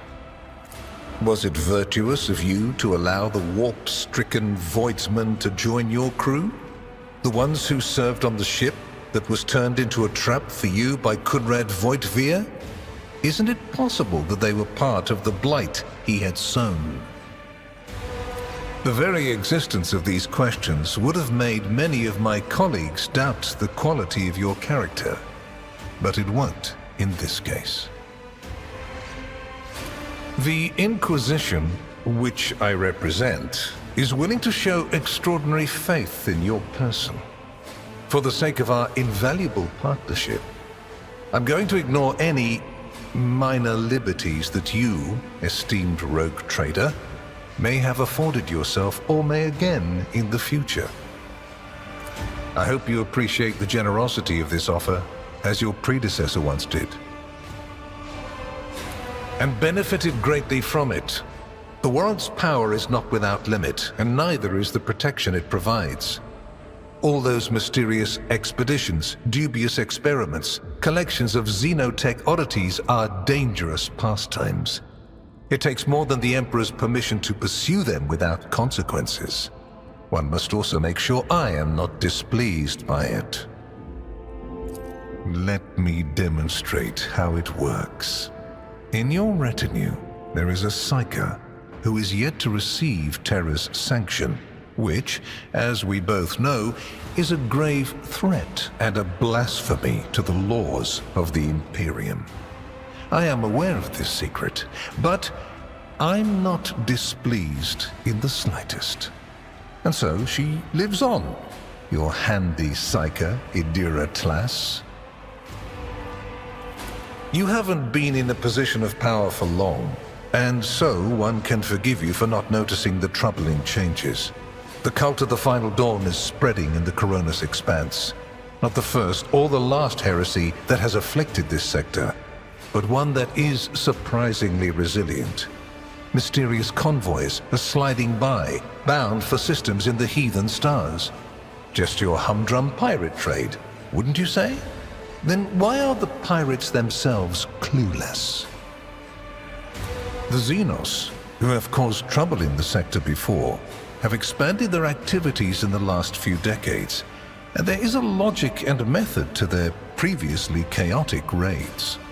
Even 2 packs of space wolves, blessed space marines summoned in my name, did not cool their interest in the Expanse. A mighty explorative fleet, which has studied the Expanse for hundreds of years, has suddenly stopped responding to communication and sunk into a dispute over a tech heresy that was considered dead a couple of centuries ago. House Chorda has clamped down on insurgents, yet its acts of brutality breed troublemakers just as quickly as they're executed, and this bloody carousel has consumed the attention of the esteemed incendiar. Korligos Winterscale has abruptly lost all interest in his domain, and his only apparent concern now is hunting even more dangerous xenobeasts. And the third and final rogue trader has unexpectedly perished, stabbed in the back by her own Master of Whispers. The Expanse is swiftly losing its protectors right when communication with the Imperium is being disrupted by the raging warp. Basically, all the Expanse has left is me and you, if you follow my instructions. Which would you prefer? And you, Heinrichs, do you wish to continue working at the Honorable Rogue Trader's side? I will comply with any order, Lord Inquisitor. If you command me to remain in the company of the scion of the von Valancius dynasty, I won't be distressed. Without a doubt, Master Van Kellogg's has earned my complete trust by repeatedly demonstrating courage, loyalty, and cunning. His mathematical mind, not given to sentiment, can be of great use in an emergency. You, my dear Heinrichs, have made a far better agent than you would have a pilot of an Imperial Knight. Then Master Van Kellogg's will remain in place. It puts me at ease to know that there is someone to watch over you. I consider it an honor to accompany you. I make no deals, and Emperor forbid that I give you orders. That would mean infringing on your privileges. I'm merely offering well-meaning recommendations and expecting that, when the Expanse finds itself in danger, you will break away from your own affairs to heed them. Please accept this gift as a sign of my favor. In an hour of need, give it to any faithful servant of the Emperor, and the Inquisition will come to your aid.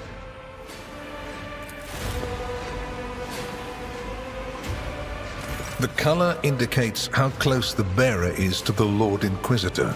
Scarlet means that you have shed your blood for the good of the Imperium, and therefore, you deserve to have his servants shed their blood for you.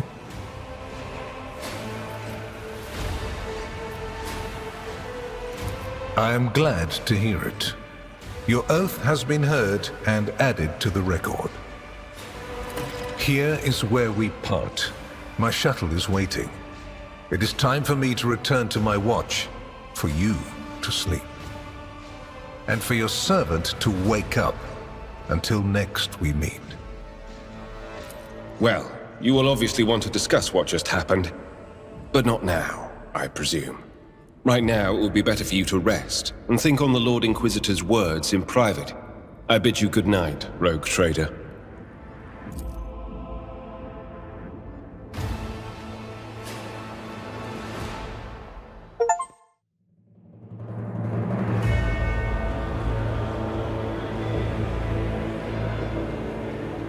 The rise of the Rogue Trader heir restored a tenuous equilibrium to the von Valancius Protectorate.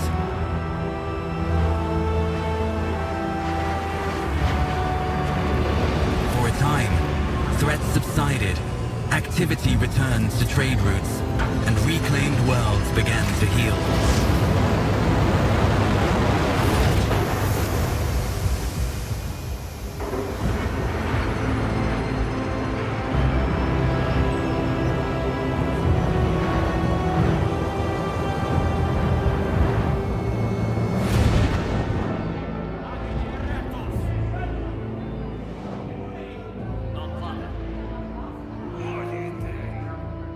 The new Lord Captain's subjects praised the God Emperor and their leader wholeheartedly. For none knew what fate might await them.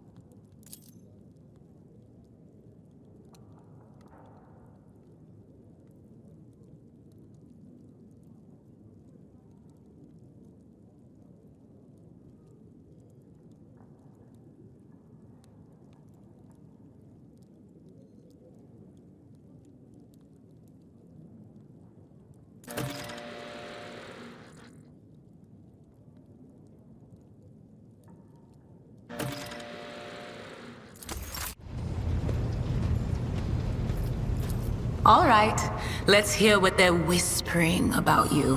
An auto pen painstakingly lays out the plan, letter by letter, step by step. But only one fate awaits this note.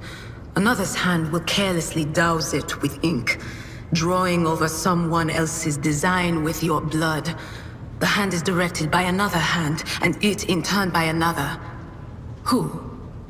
Who stands behind the shadows of monstrous spires? I'm sorry, Lord Captain. The voices are going wild. I can't make out a thing.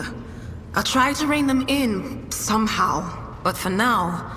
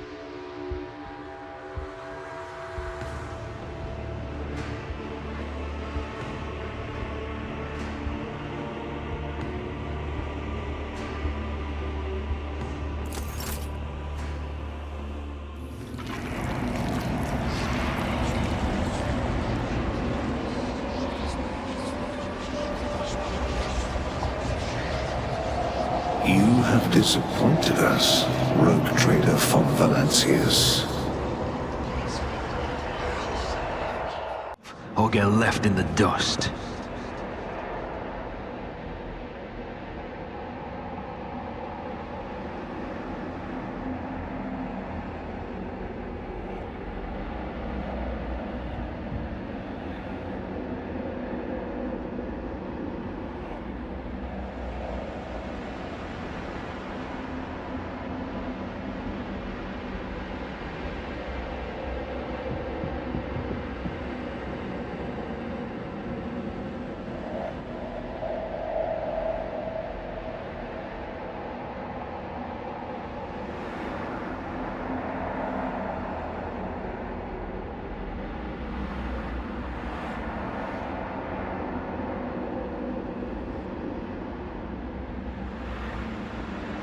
Always keep your eye on the prize.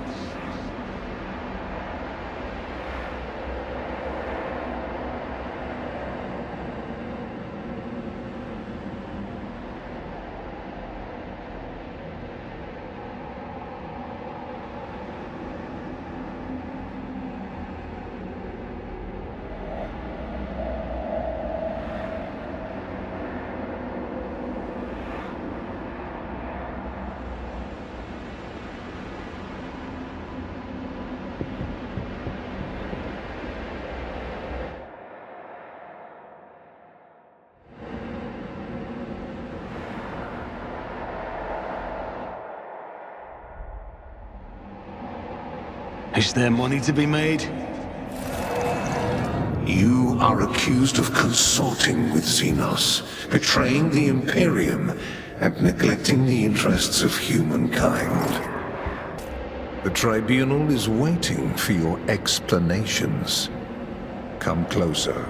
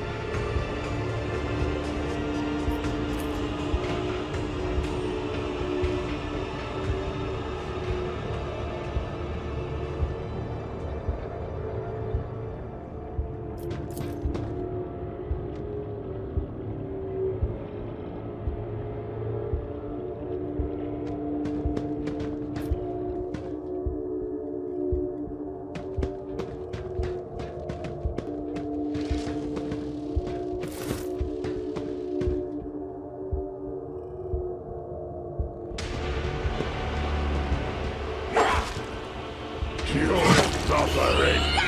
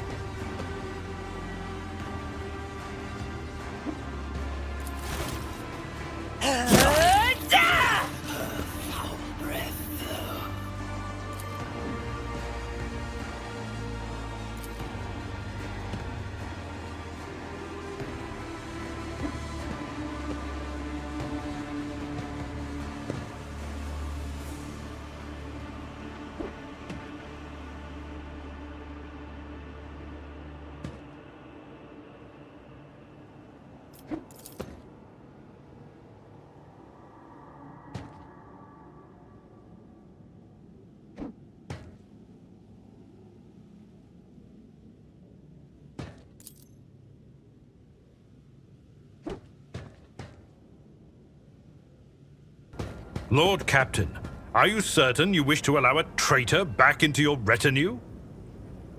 I will not ask for your understanding, grey-haired one. For I, too, withheld my trust. But the Elentarch proved better than both of us.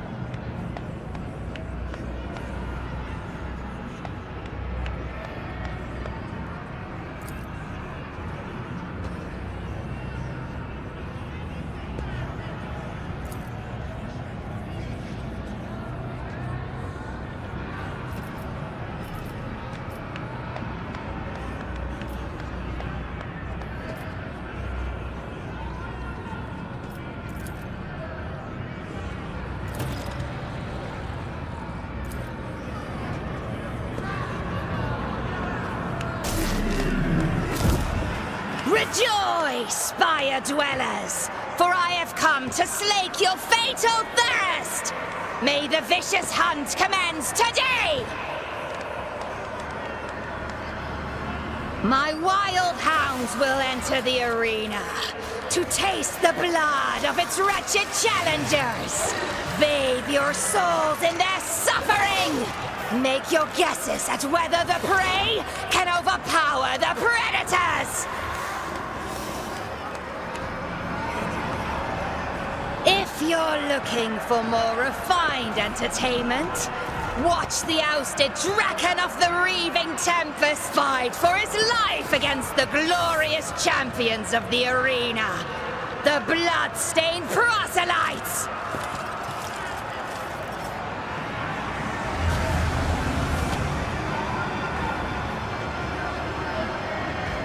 If your soul is so hardened that only the triumph of violence can soften its scars, enjoy the massacre of the fearsome Flesh Gorger!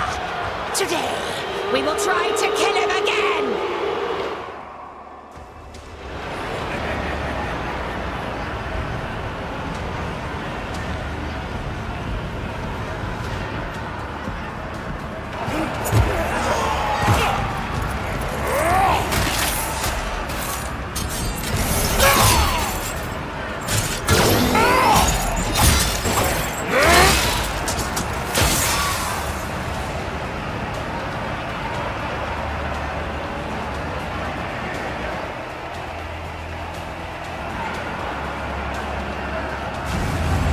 Is that all? Will you just give me your pet jesters? Don't be offended if I break your playthings, Kikeros!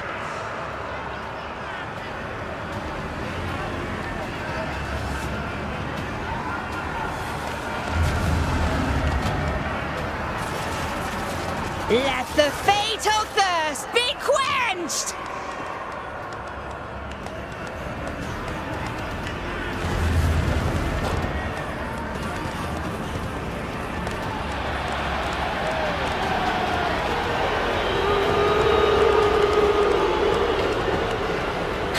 Foes of you, Lartuk.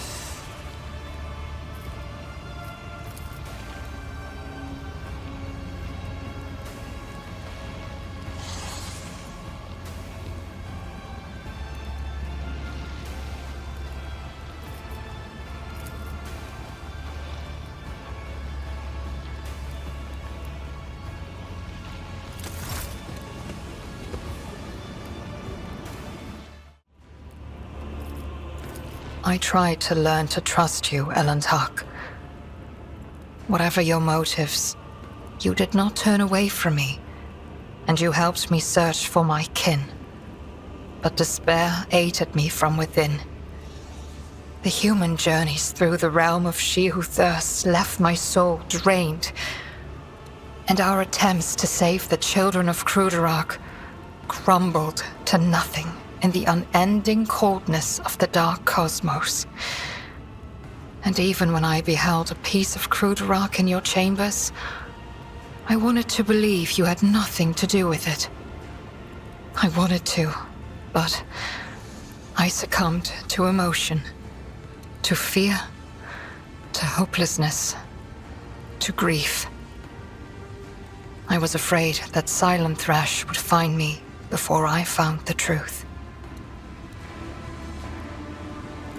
Which is why I tried to find my dark cousin on the day he attacked Argonis.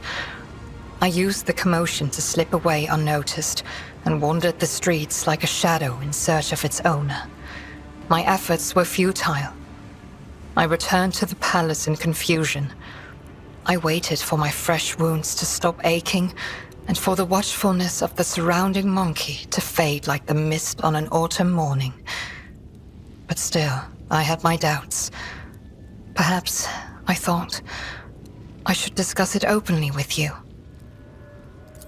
That monkey Achilles. There was something wrong about him. He kept disappearing at night, so one day I followed him. Achilles was contacting Maражai, using an artifact that transmitted his master's orders. That is how I learned that the burnt monkey was about to betray you. Which meant my only chance to discover the fate of my homeworld was about to slip through my fingers. I could not wait any longer. I killed Achilles, took the artifact, and demanded answers from Marazhai. He hinted at where I could go to look for the truth. You know what happened next. My words will hardly console you, Elantark, but I killed the traitor.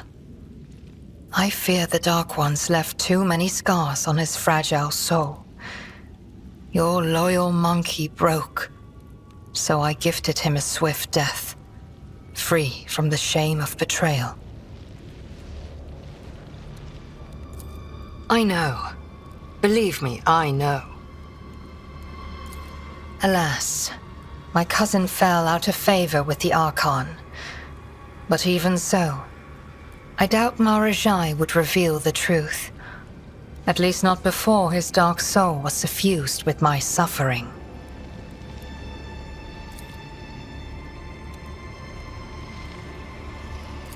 Kamora. This city grinds down the will of the strong and torments any who get tangled in its dark web. The fools are the first to die, and the shrewd perish regardless. I have never been here before, but few children of Osirion manage to escape the Dark City without surrendering a part of their soul. So what is it that you wish to know? An ancient and powerful Drukhari named Asdrubael Vect, the supreme overlord of the Cabal of the Black Heart, who reigns over all of the Drukhari with an iron fist. My dark kin consider him to be a living god. Much like your emperor on the Golden Throne, Vect sits upon a throne of darkness and suffering that keeps Comora's disparate clans from disintegrating. I would not want to meet him if I were you, Elantark. There are no other cities, Elantark. The Dark City has no bounds. It is a tangle of countless nightmare domains subject to a single ruler. An endless amalgamation of ever-changing and immutable dimensions. You cannot grasp its tenebrous grandeur, for even my life will not be long enough to visit all corners of the Dark City and the realms that border it. But it hardly matters where you go, for death lurks on every corner. The Dark City is pierced by millions of spires, and a webway gate may be hidden in any of them. It is the only way out of this place, and an impassable obstacle to any who do not know how to operate it. I know, and will help you should you so desire. But do I have the answers that you seek? So says a butterfly struggling in the Dark City's web. I will be close, Elentak, and I will support you in the coming trials, if you choose to let me.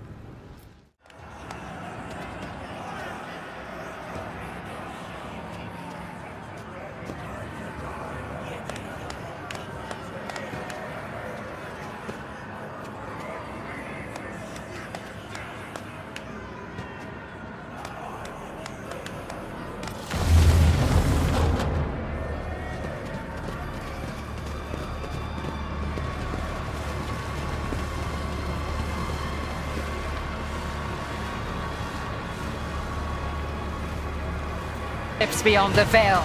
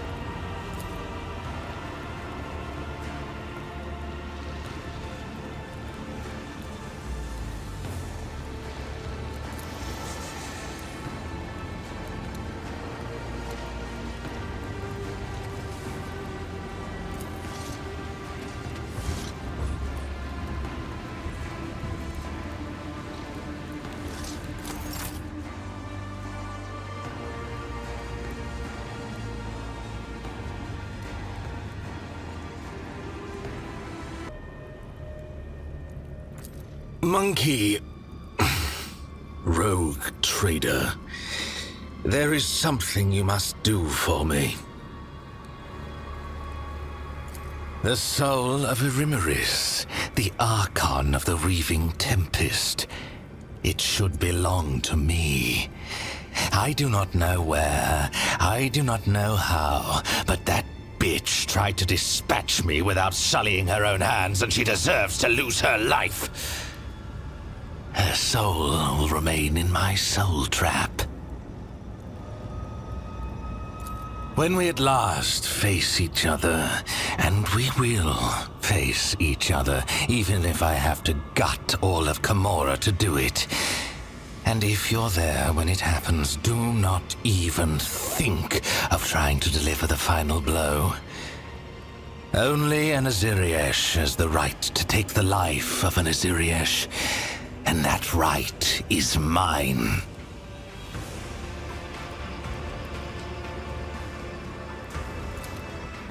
It is all somewhat more complicated than you're capable of understanding.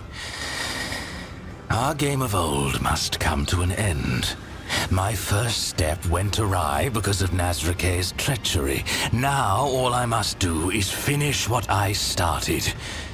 Destroy her with my own hands before she destroys me. Simply killing her is not enough for me. No, it is too banal. Keeping her imprisoned for all eternity in a cage of misery from which there is no escape. That is a fate more to my liking. Her fury and torment will feed me until her spirit dries up like a fountain of blood spraying from a sliced artery. And also, it might make her resurrection problematic. Naive creature. The homunculi of Camorra, including Tavantius, whom Irimiris favors, are able to regenerate our slain kin from small pieces of flesh held in amniotic tubes. Any Drakari you kill on the field of battle can come for you again, albeit at a price, since the homunculus claims a portion of their client's soul as payment for this precautionary measure. Perhaps Irimiris was desperate enough or insane enough to resort to such a contract. Who knows? Having Irimiris' soul in my keeping might make her regrown form, if one appears, defective. She might not remember me or you at all. Irimiris is my sister. What does it matter? Yes. I valued her until she went too far in her attempts to dispose of me. She valued me until I refused to bare my throat for the blade without a word. Our relationship has come to a dead end. Now the tie between us must be severed.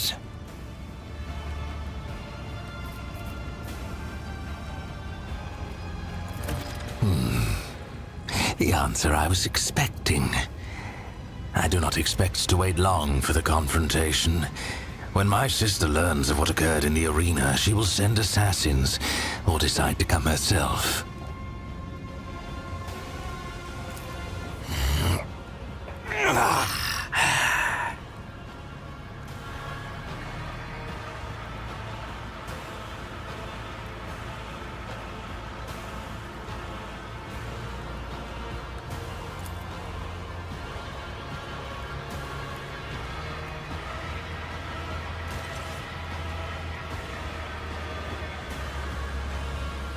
What are you looking at?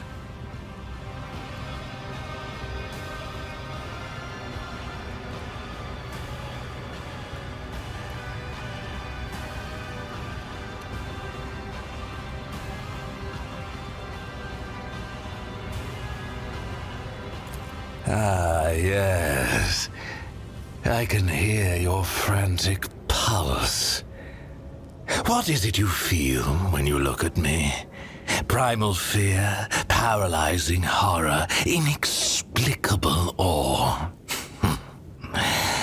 Allow me to explain. You are enthralled by your proximity to death. Your consciousness is swooning at the unlikely fact of your continued existence.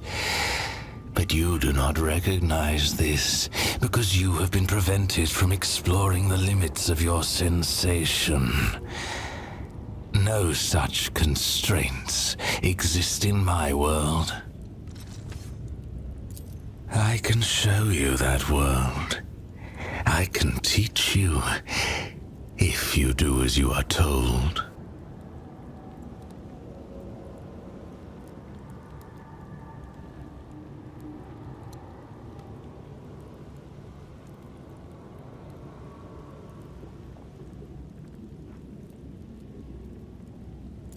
An obedient pet. Good. Then start by carrying out my order. If we meet Irimeris, she is mine. And now, go. I'm finished with you, for now. It's harder than usual to pick out anything specific. With all these dampening gadgets around, it's like trying to hear through a wall of static. But if I try harder... The threads are very tangled. Some of them are woven together, but each one is trying to pull in its own direction. The puppets think that they have free will, but it's only because they have been ordered to think and act so. This is a skilled puppet master at work here. His dark hand is far away, but that only makes it more terrifying. Even a colorful doll that springs out like a jack-in-the-box and scampers around wherever it pleases does so by his leave. You must listen well to the strange melody and step in time with it. Its music is dismal and dangerous, but it does not echo the chorus of torment. This does not mean the dance will not be bloody, but once you learn it, you can lead the steps. Little time is left to gulp down the bloody dust. The twisted mirror with no reflection beckons you into its labyrinth and offers hope in a moment when death is inevitable. I can't make out. Damn it! It's a lost cause, Lord Captain.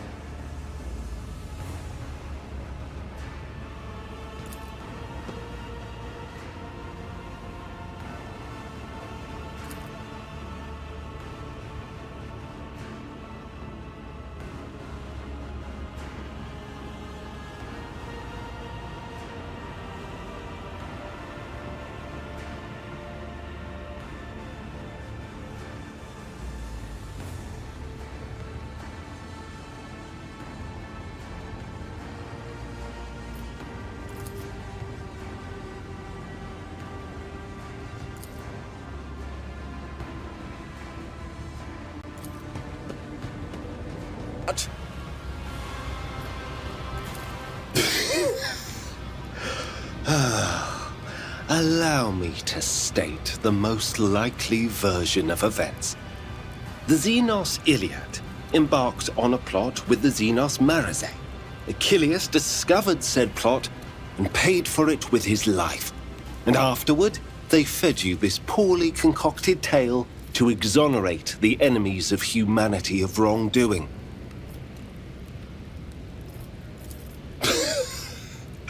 The Xenos Iliad must not be enjoying her sojourn in her cousin's capital if she is eager to help her own victim. The irony. Do you actually want to hear what I have to say on the topic? Or was that just a polite turn of phrase that demands only an equally polite and insincere, "You are mistaken, Lord Captain"? I hope you do not need me to tell you that taking any Drukhari into your retinue is a stunt that falls somewhere between blasphemous heresy and incredible foolishness, let alone a Drukhari who has already succeeded in bringing myriad calamities down on our heads. I cannot imagine even one good reason why you should have taken this step, but I can think of plenty of bad ones, and that is what alarms and troubles me. Iliad is directly responsible for us being lured into her kin's trap. They plotted against us together. That she herself ended up a captive only shows how nefarious and brutal these creatures are by their very nature. Whatever story she spun you, it was the height of naivety to believe it. If I may be candid, I have certain reservations about Ulfar. There is no question that he is one of the Astartes, the divine warriors of the Emperor, and his help will be invaluable in our attempts to escape Camorra. However, as legions go, the Space Wolves are extremely distinctive. I can't reveal all that I know without breaking the prohibitions of the Inquisition, but I'm asking you, be careful when dealing with the warrior. The Emperor protects.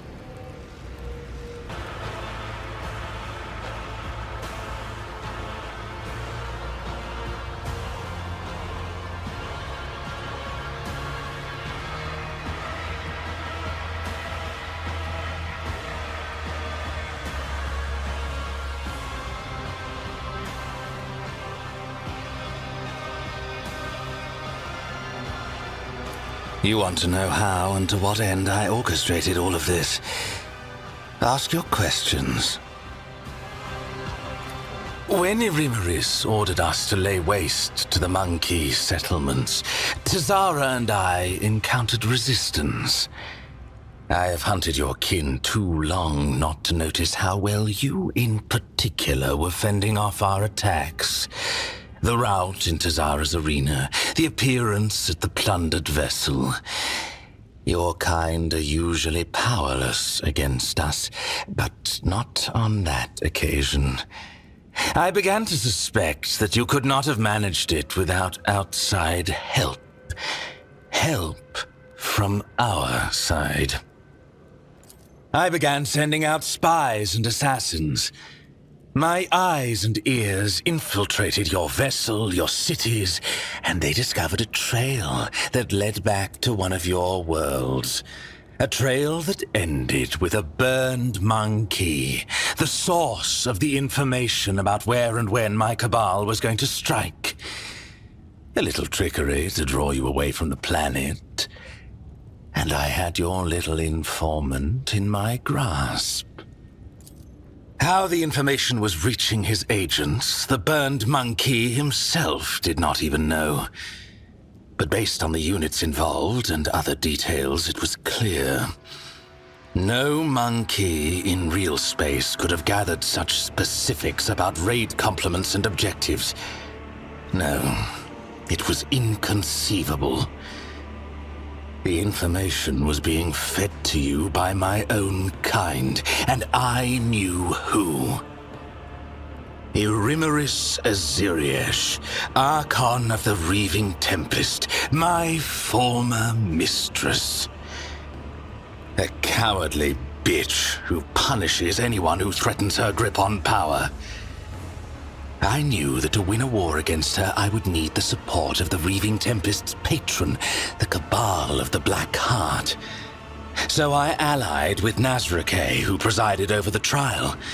I promised him that Irrimeris would be humiliated. I promised him evidence. A lowly monkey that would disgrace Irrimeris in the eyes of the Archons. For that performance, I needed you. Of course. If I'm not mistaken, you met the infiltrator yourself. A Cabalite who left a lava from Tavantius in one of the monkey. Or did you never work out the reason for the treachery during the raid on your ship so long ago now? Then there is no need for me to mention the sleeper agents hidden on your worlds.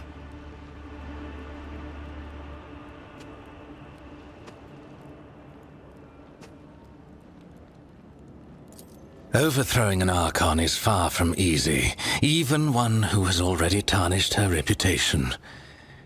Every member of a Cabal has their supporters, and Irrimeris is no exception. Nazrake promised me a sham trial in the Obsidian Court with a predetermined outcome. Irrimeris should have been convicted and dethroned. I was supposed to take her place and turn the Reaving Tempest into a loyal vassal of the Black Heart.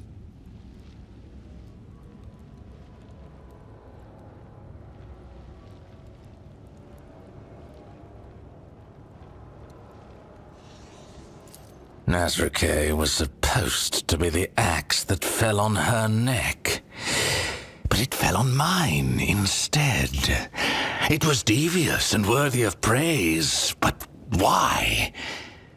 A secret pact with Irrimeris, or is there another reason? I will tear the answer from his throat along with his final breath. It must be said that Nazrake did not have to try very hard to turn the court against me. Not after the stunt you pulled before the assembled Archons.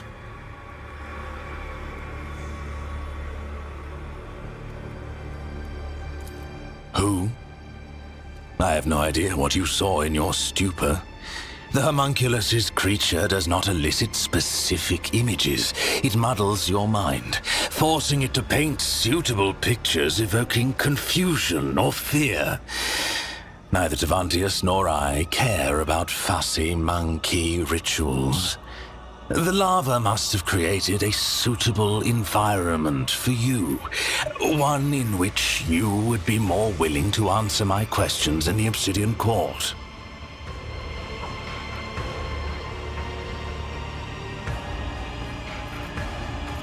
What do any of my kind do in real space? We were reaping. Kamara was clamoring for meat. The Dark City had suffered losses in the latest disjunction. We needed sources of sweet pain to prime its minds and bodies. When the Archon bade my Cabal collect the harvest from the region, I did not suspect that it would turn into this game between you and me.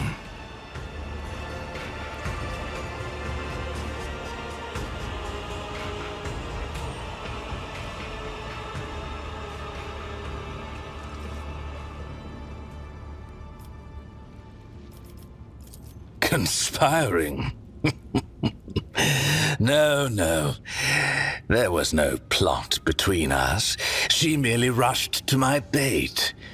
At first, I planned to use the one you trusted, the burned monkey with whom we had spent long hours awaiting your arrival. But my cousin was so swift. Afterward, she tracked down the monkey, killed him, and took the device that he had been using to contact me.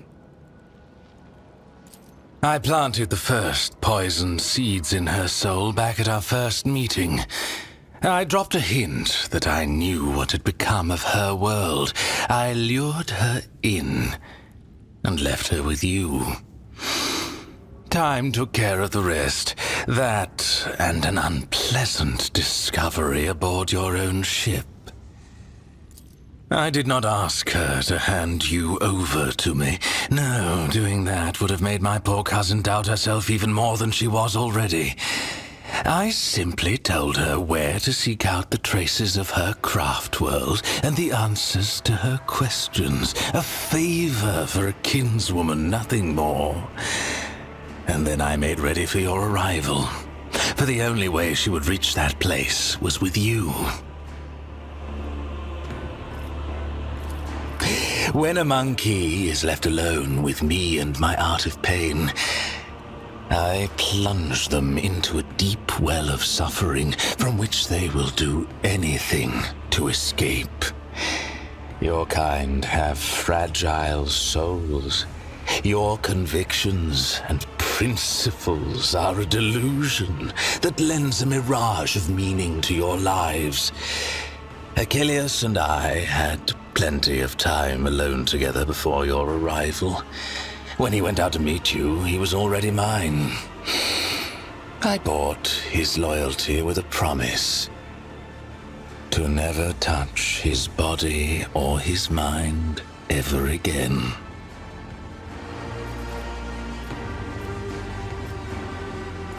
I know it exists. I know that my cabal found it, helpless and stationary, unable to protect its sons and daughters. I know that Iliad's kin began showing up as prisoners in the Reaving Tempest's spire, where they were fonts of exquisite, delightful pain. I spent too much time beyond the limits of our home to learn more than that. But that was enough to tempt Iliad with false hope.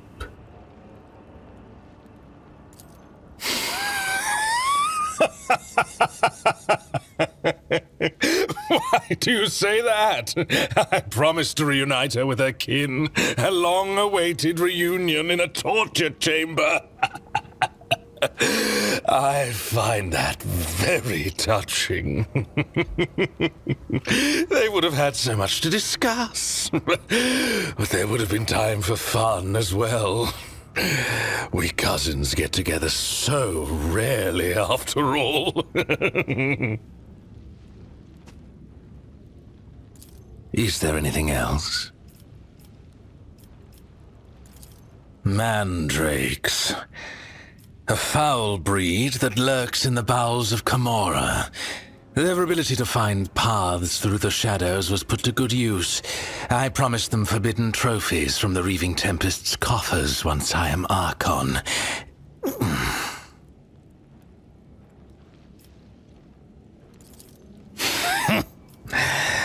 Let them come for what they're owed.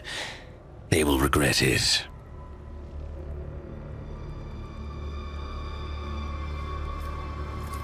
Did you not hear me when I answered you the first time? I do not like to repeat myself. Then what else do you need? I was handed over to the witch cult to do with as they wished. First, they made me fight the dregs in the arena, and then, once they had had their fill of my debasement, I was granted entry into the blood-stained proselytes. The continuation of my existence. When I lost my standing, I became fair game for anyone tempted by the prospect of slaying a disgraced Cavalite, for vengeance or just for the pleasure of the kill. In Camorra, a lone Drukhari is a target. My talents may be prodigious, but I held no illusions about my chances.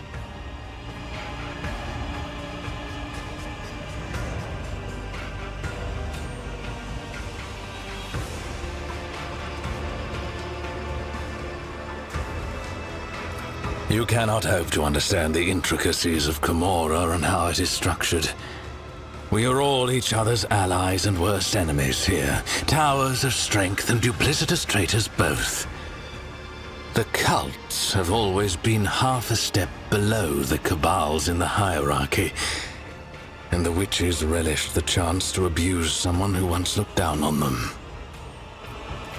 If our conversation is finished, I had no intention of ending my days playing the role of meat in the arena.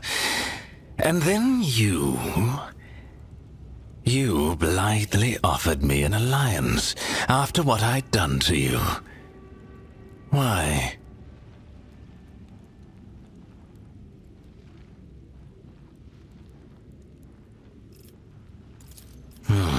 That is true. But I'm not merely a hireling. It is strange you did not consider that when you offered me an alliance. But it does not matter. The Dark City is the bastion of the Drukhari, the most magnificent of all our strongholds. The Cabals, witch cults, and the Incubi inhabit the place, with swarms of scourges flying overhead and a myriad of misfits and horrors, including the covens of the homunculi wallowing underfoot. Which do you want to know about?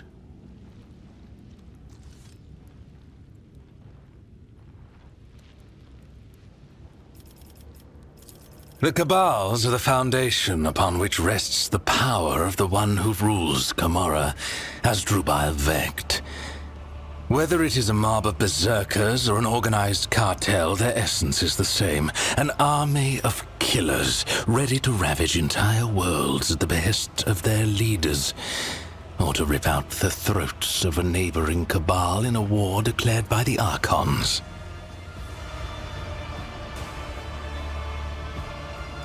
What more do you need to know that you have not already beheld with your own eyes? They are the mistresses of the arenas, and they're the gladiators who feed the audience in their ravenous agony with exquisite spectacles. Cults often travel to real space on the Cabal's raids to revel in the pain and to capture fresh meat for their arenas. The aloof Incubi. They dedicate their lives to the art of killing, so much so that they do not plot or chase after delicious torment. All their hatred and longing for suffering are channeled toward perfecting their skill. Winged Drukhari, who have chosen to go through an agonizing process to become such a monstrosity. They escort raiding ships and inflict the first strike on the enemy.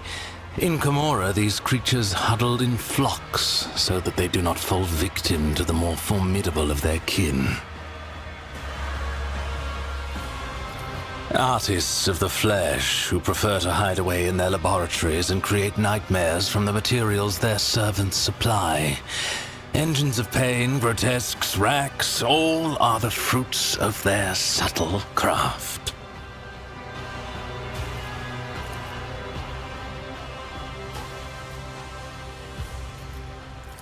On a mountain of bodies, bathing in our enemies' tears and blood. Do not deceive yourself by thinking we will escape this place alive without violence. I, for one, hope that there will be plenty of it. But there is one unfortunate detail. An Arabenian has stepped into your path, one of Kegarak's tribe, who lurk in the tangle of the webway. I have heard them called harlequins in your tongue. The one that appeared in the Obsidian Court is the most dangerous and unpredictable of all. I'm beginning to think that his visit is a sign that the events unfolding around us have not been left to chance. Perhaps they are the result of interference at the behest of the highest authority. They have not, to my deepest regret. Perhaps it is I who should try to show some initiative now.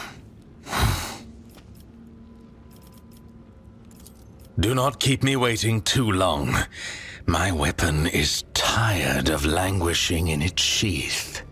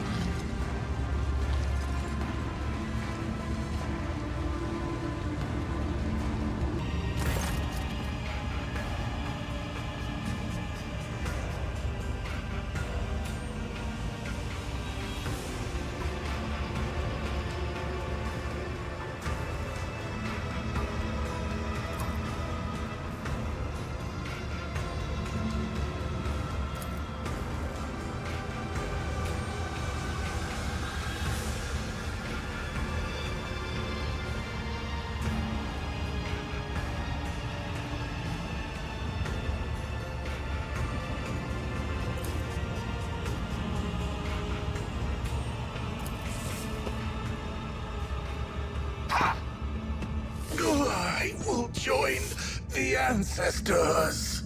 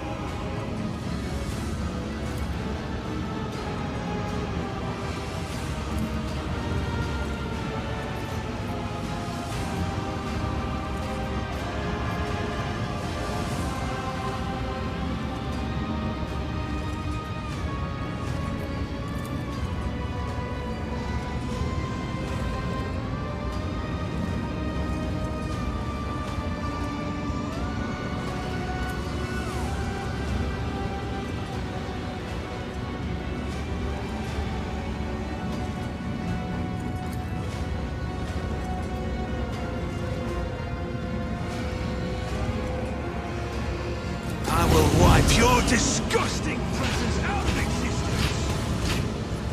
Right.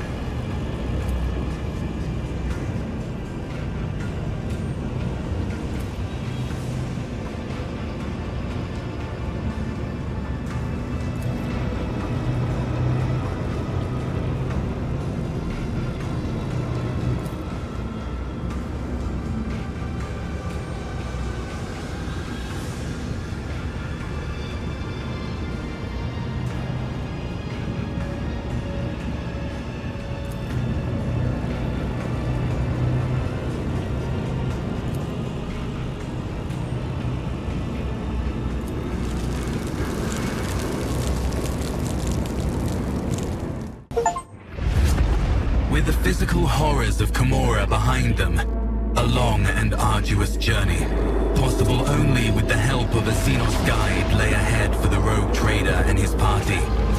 From one strange destination to the next, through unknowable environments, the mere sight of which could drive one to madness.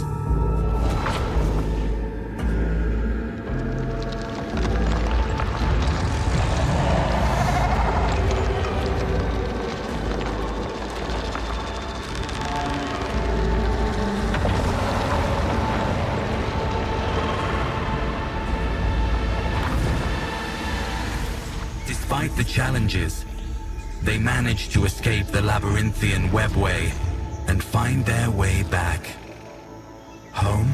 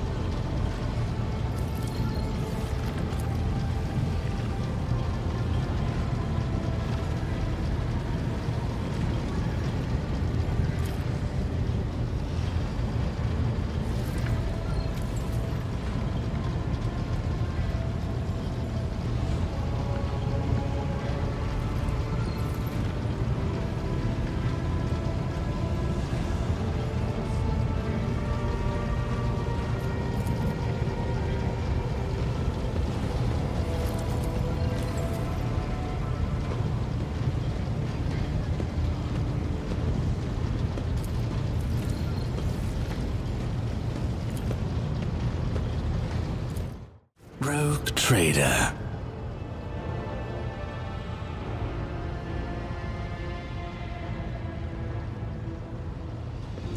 Ask your questions. I will decide which is worthy of an answer. The Draken is the first among the blades of the Cabal of the Reaving Tempest, and the Drukhari who stands but one rung below the Archon.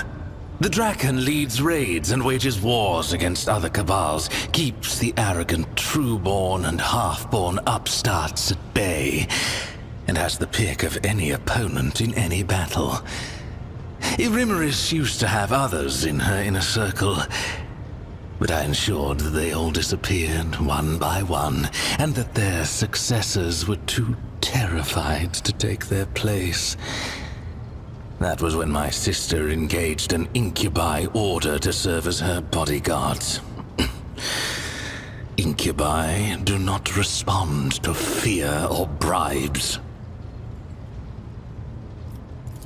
Must there be another reason beyond survival and ambition? Camorra does not tolerate weakness. Camorra respects only strength and cunning. Either you climb upward on the corpses of your enemies, or you become one of the steps underfoot.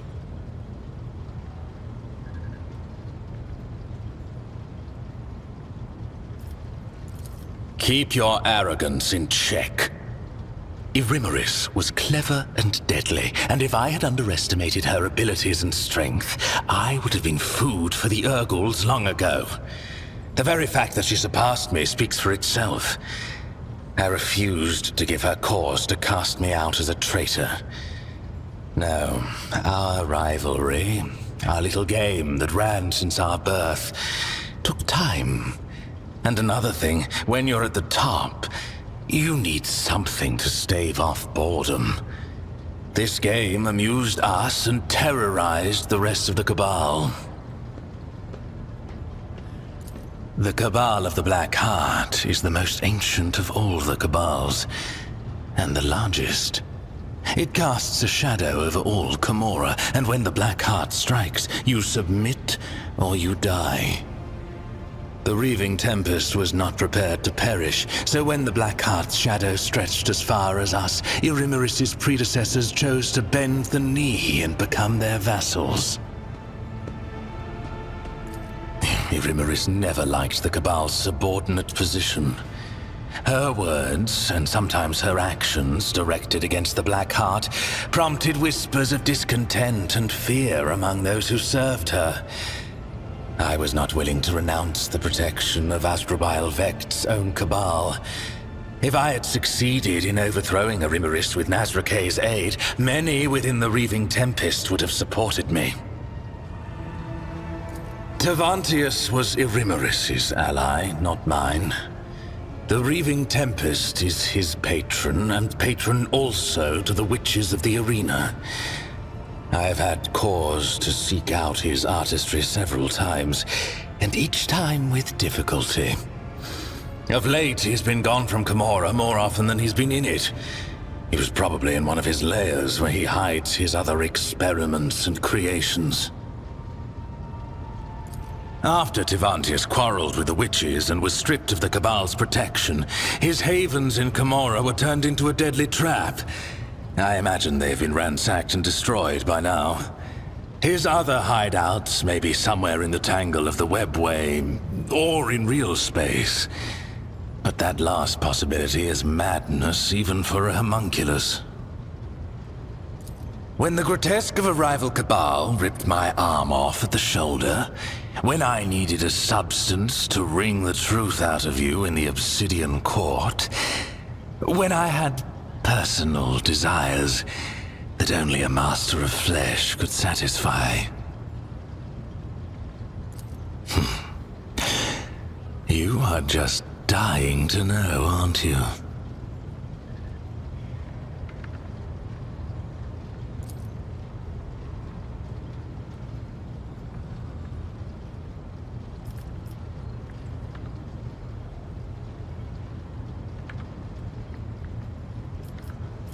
It is a caste in Camorra. Noble Drukhari born under certain circumstances. Their cradle before birth was not an amniotic gestational tube, but a living womb. Carrying a fetus for such a lengthy term is as good as a death sentence for a female Drukhari. She is too vulnerable to her enemy's attacks, and she is of no use on a raid. In Camorra, only the most powerful Drukhari, who are able to surround themselves with the best protection, can allow themselves such an extravagance.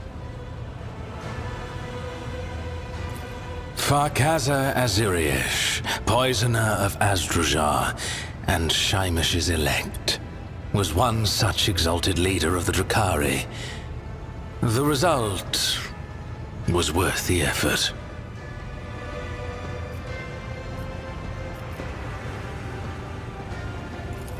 It was a punishment. One of my raids was not as successful as it should have been, and Erimeris ordered Tavantius to forcibly implant the knowledge of the repulsive monkey language into my mind, supposedly so that I could at least benefit the Cabal by coaxing the monkey into their cages. 5 days I spent under a cerebral burner in the Spire's main hall, to the delight of Erimeris' entourage.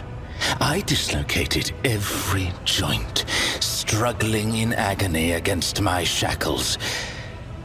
But I would endure it all again to expel this poison from my head.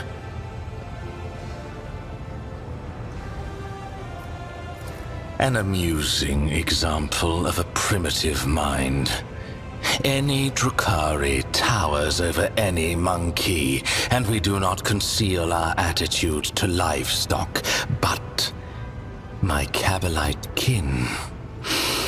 Every one of them should be treated with caution, and those who have already demonstrated their power and might are a deadly threat in their own right.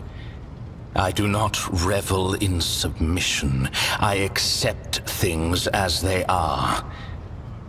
And I wait until a point of weakness reveals itself and calls to my blade. Eviscerator of Illiridas, Blaze of the Barkag Kingdom, and Slayer of Corocius the Pale. Illiridas was a world inhabited by our distant Eldari cousins, until I led a reaping raid there. The Barkag Kingdom was a separate cluster on the fringes of Camorra before it went to war with the Reaving Tempest, and by the time I left, I was wading through the blood of its inhabitants.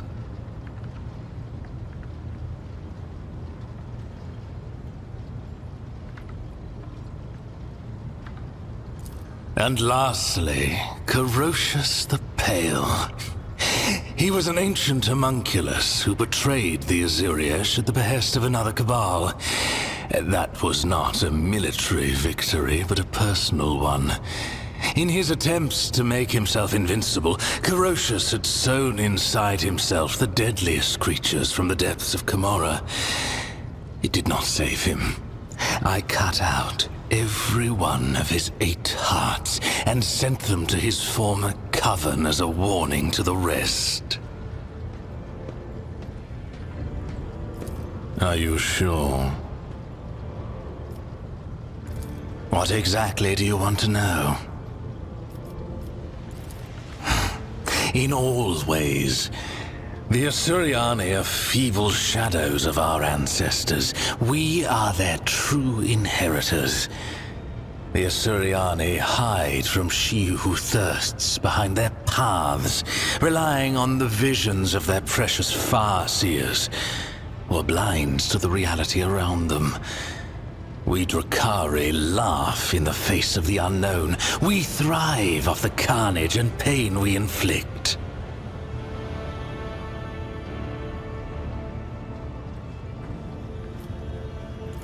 Because the ecstasy of suffering is the highest form of pleasure, accessible only to superior beings.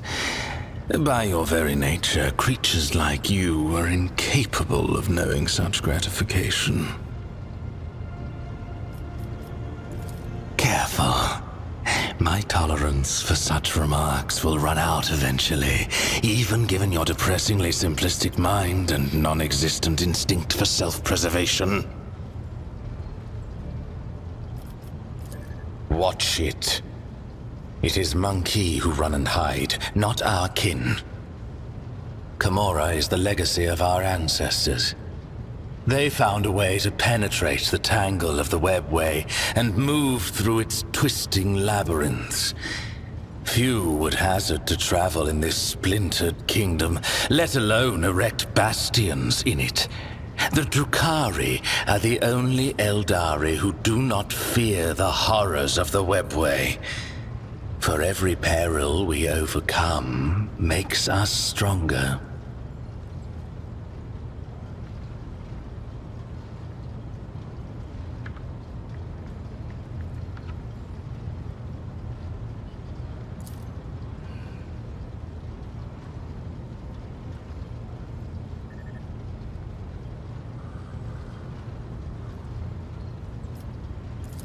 No. No one speaks of the Overlord of Camorra without good reason. Amusing you is certainly not reason enough. Perhaps. What else? I must adapt to my new circumstances. And to this bucket that you monkey call a void ship.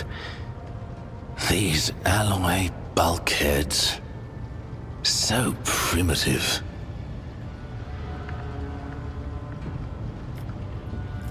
Then go. I will find something to amuse myself with.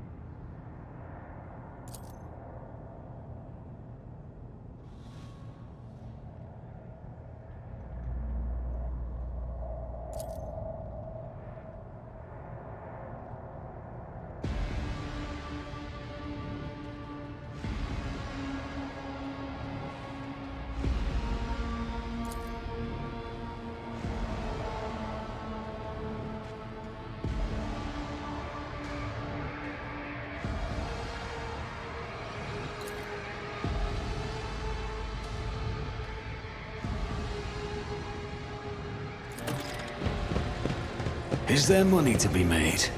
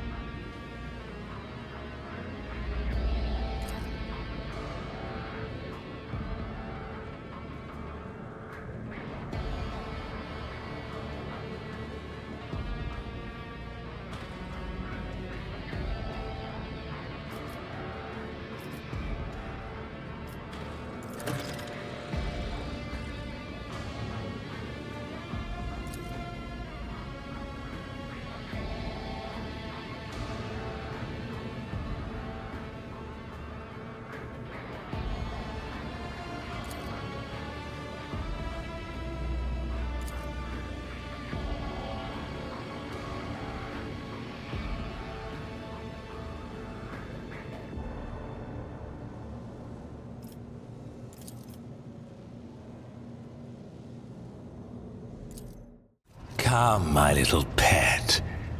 I see how your desire to be near consumes you.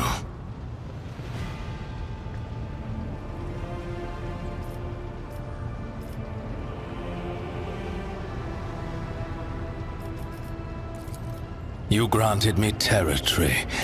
Not the kind I'm used to, but more than enough to keep me occupied while this tub cuts through the veil. Your crew know which sector of the ship belongs to me, and apparently they have designated it a dumping ground for rule breakers. It does not matter. Their screams all sound the same. Since the first time, I've been slowly acclimatizing to voyaging through the veil. Only Monkey could have conceived of such a suicidal method of galactic travel. However, it is novel and exhilarating. At least now I know what I'm facing, and consequently, I will find a way to withstand it.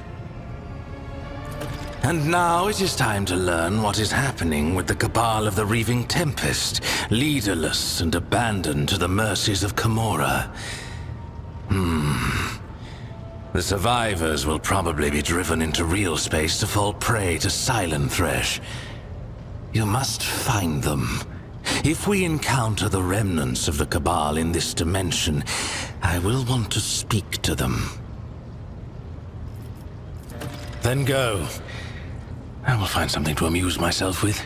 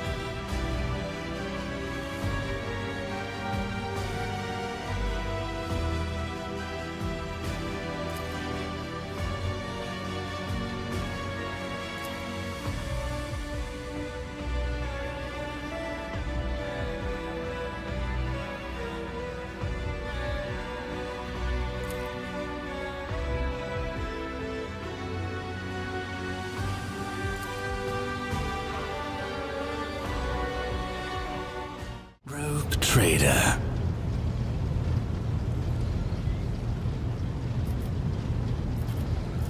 And what is it you want to talk about?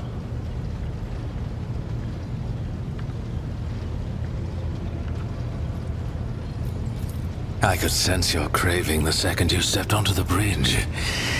And I crave the same. Come.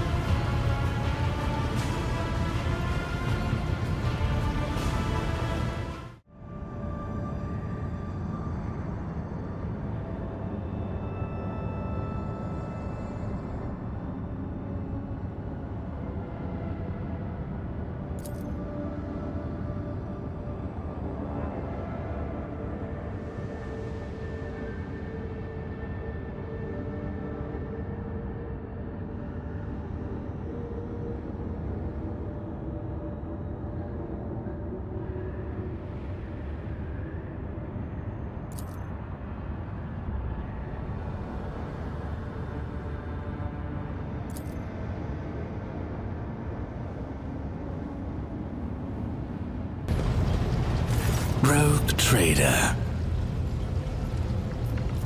I have some recollection. What is it to you?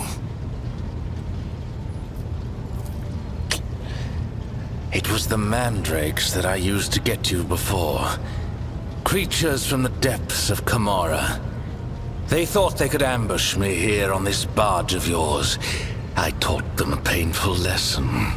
I carved the symbol of Ezirraesh on one's throat and hurled it back into the shadows to serve as a message to whoever dares to come for me the next time. If they come calling again, they'll be given the same welcome that I gave them before. So temper your fear. The mandrakes are only interested in getting to me, and I know how to deal with unwanted visitors.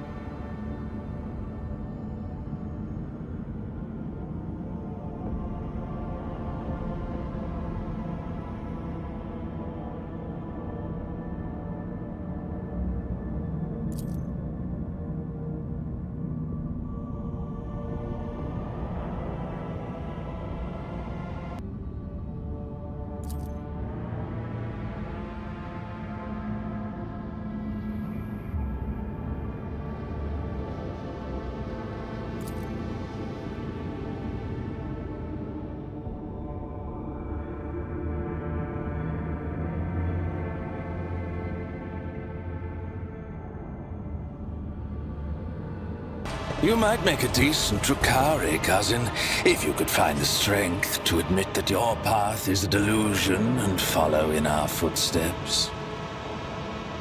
Perhaps.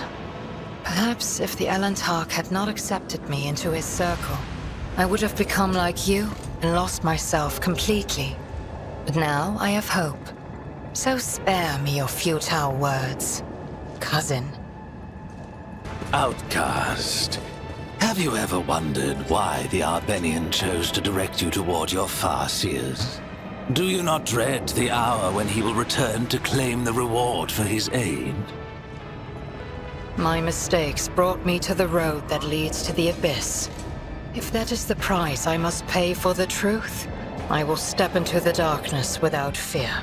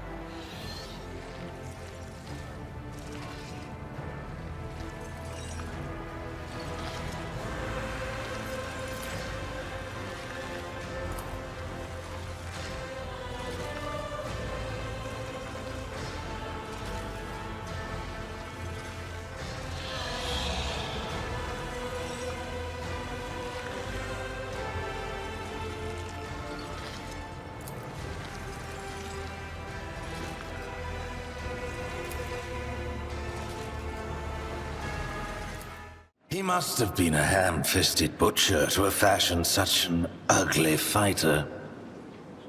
I am the creation of Fenris and the All-Father. My flesh is the flesh of the mountains of Asaheim, shaped by the winds of Hellwinter, which would blast a runt like you right up Mordecai's arse.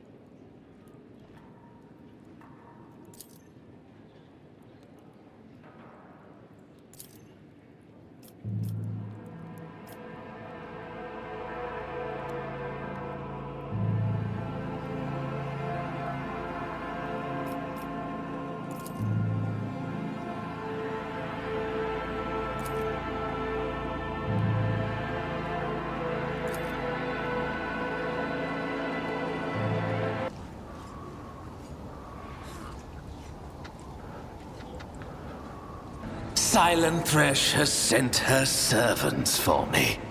An honor I am prepared to decline. Those things will be scratching at the walls of your mind every time the ship ventures beyond the veil. If you give them cause again, think of how costly a mistake could be. You are at the end of your years. Why languish in an existence where you lack the vigor for rage or ecstasy? There are reasons to live that do not include whatever depravities you count as pastimes. And I'll bet I have far more reasons than you to hang on for another while yet. But your concern is noted.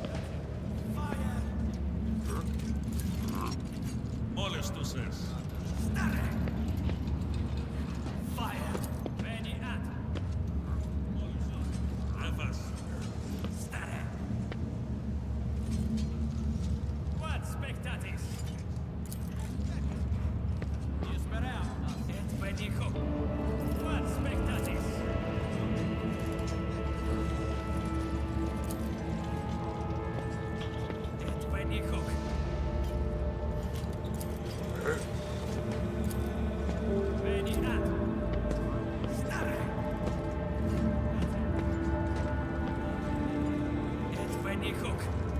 Benny At. Et Benny Cook. What spectatis? Stare. Benny At. What spectatis? What spectatis? Benny At. Benny At. Stare. Wosek. Et Benny Cook.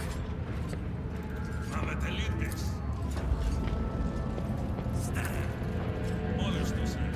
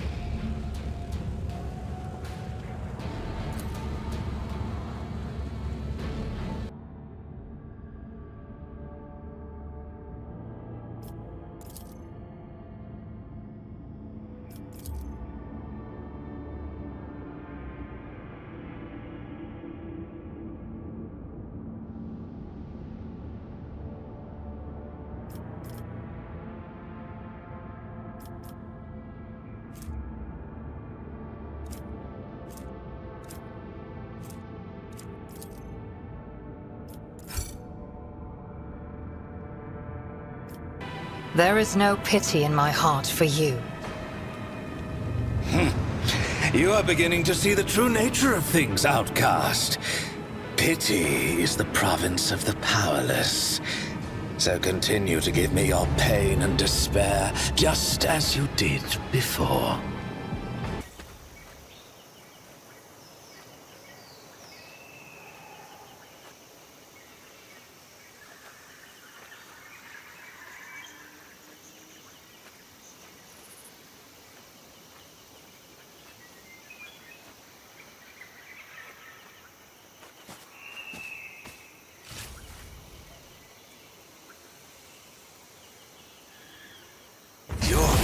Has no right to exist. My triumph was foretold.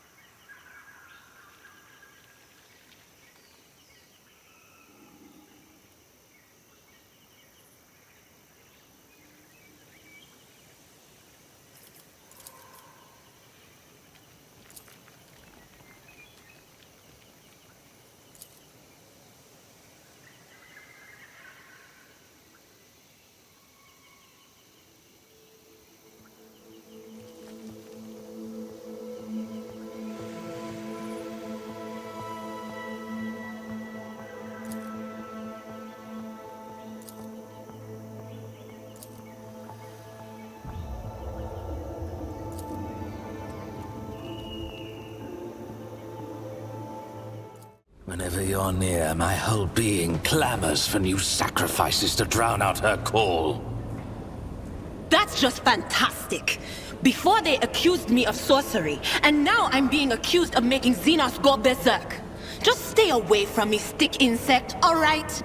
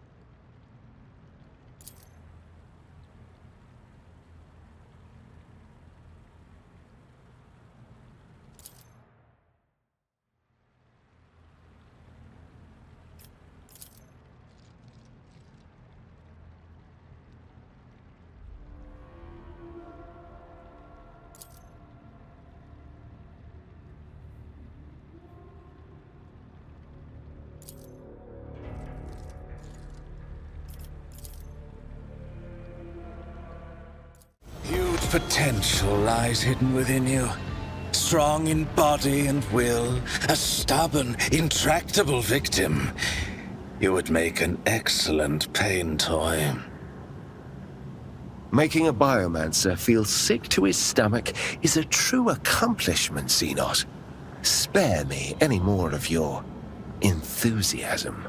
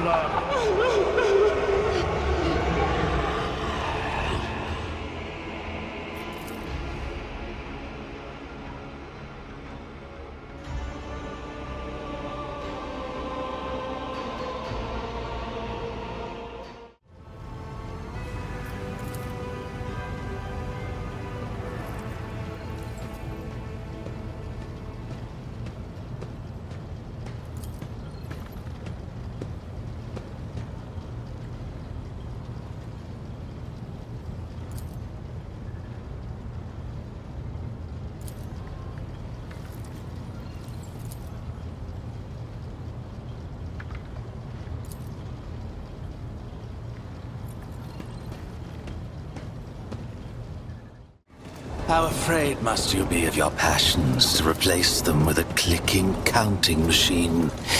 What feelings so terrified you, little priest? Activating the computational spirit defense protocol.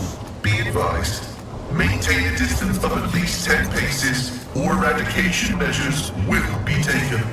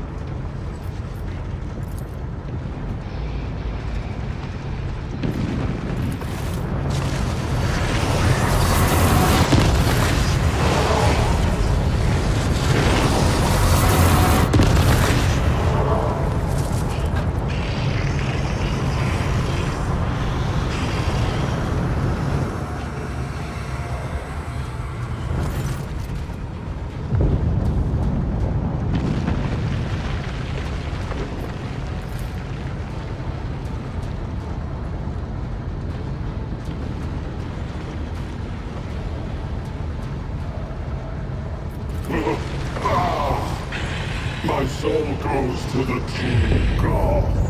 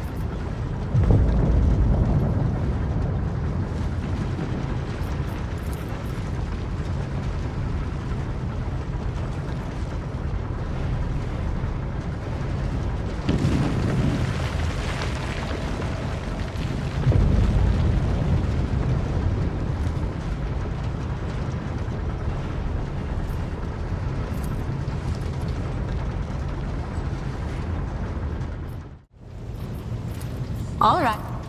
Where it all began and where the paths reconverged, everything has come together.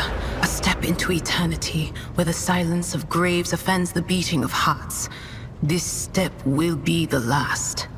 Listen to the whisper inside your head, for my words have run dry, rogue trader.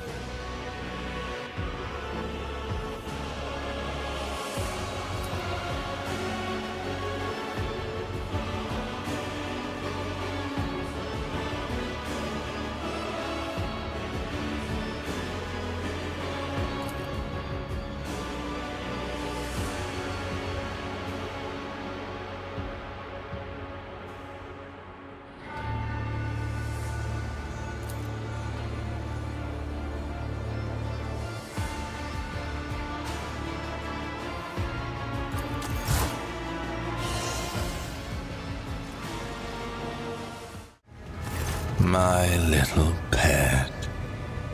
How pretty my mark looks on your flesh.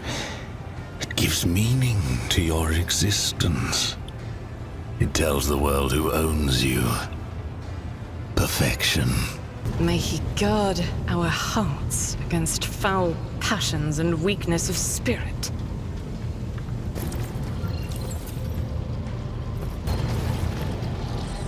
Did Vil Marazhai do this? One word from you, Domin, and the Xenos will meet his ancestors.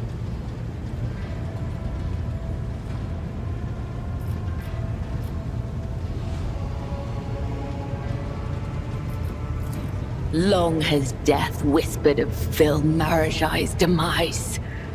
His life is in your hands. His death is in mine. Give the order, and the thread of his life will be cut short before the next watch. A blade does not forgive hesitation, Domin. Remember that. May the... How great is the gulf between us? I once strove to escape the bonds and shackles of my craft world. You, however, readily allowed a Dark One to leave his mark on you. Not only in your soul, but on your body as well.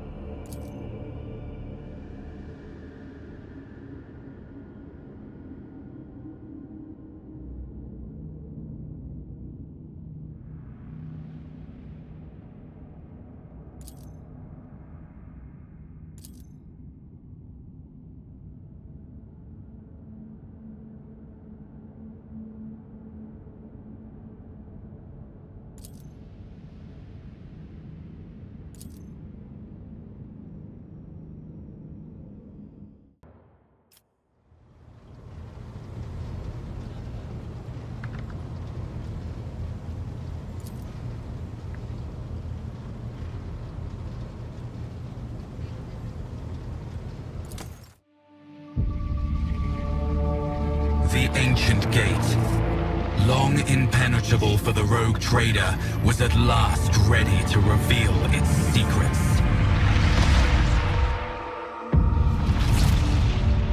After gathering allies and preparing to venture into the unknown, the Lord Captain plunged headlong into the darkness that held ancient nightmares. And the answers to all his questions.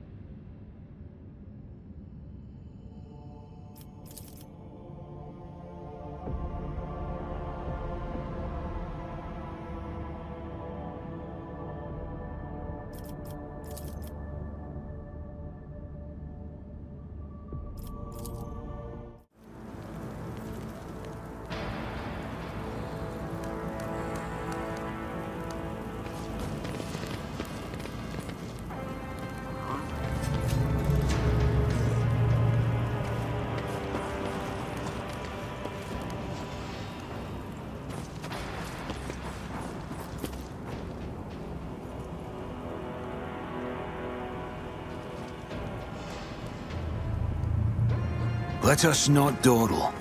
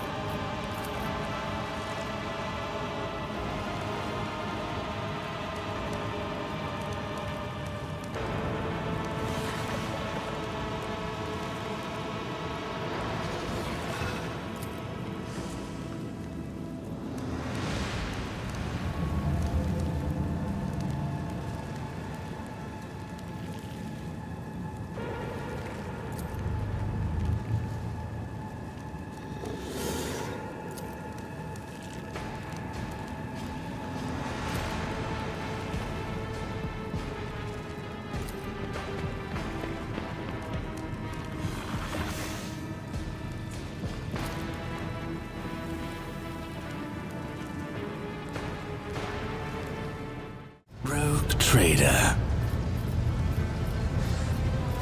This concept of next is useless here. When the time comes, I will return to Kamara and claim the Archon's throne, the seat that is mine by right. But for now I will remain here by your side. I sense much blood and suffering to come. It would be a shame for me to miss it.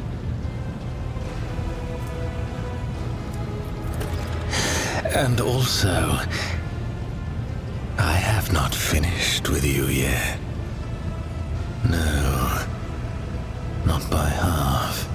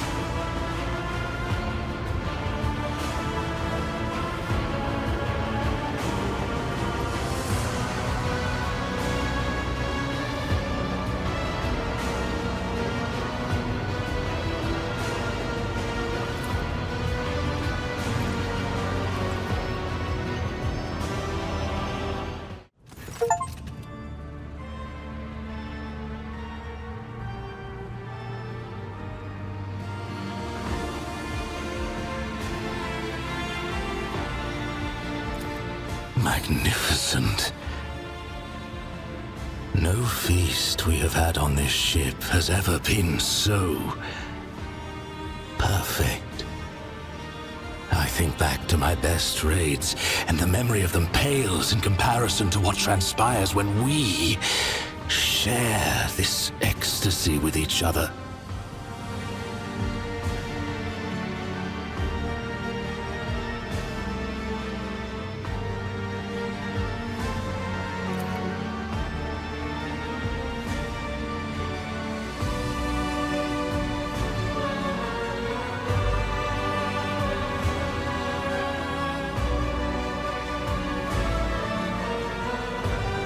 When we first began. I thought this was all a little game. A chance to stave off the boredom of being among the monkey by sharing the true passions of the Eldari with one of them. I thought your monkey heart would quickly flounder under the weight of my truths, and you would flee, and then I would have a new reason to torment you. And yet, here you are, and I see in your eyes the same obsession that drives me. Incredible.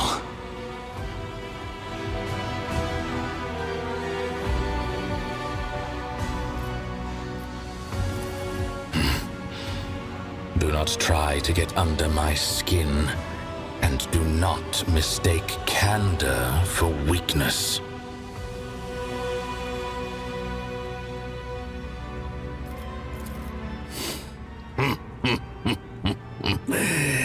Challenging me, are you? Well, we will see.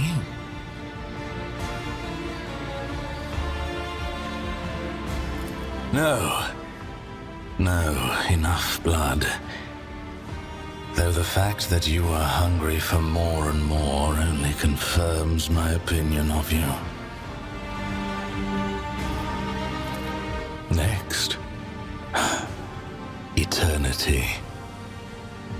Many eternities, formed from the moments we experience as we forget ourselves together in a bloody haze.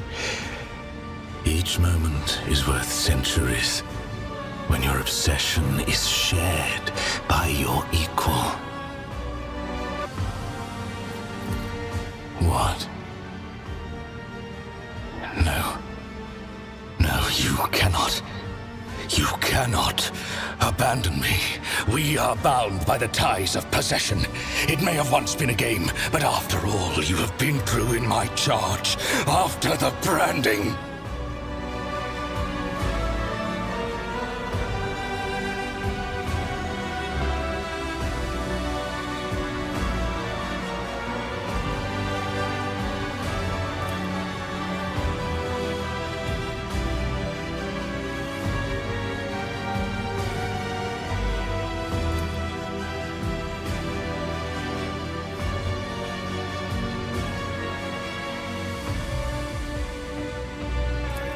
Then let's continue. Not here.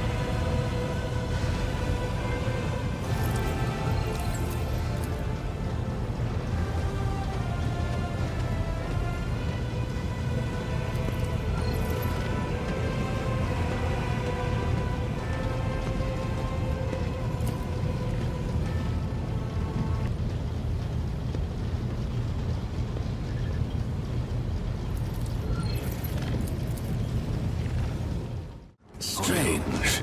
Ogier bodies disappear after death. These specimens must be defective in some way, as they're still here. Keep your wits about you.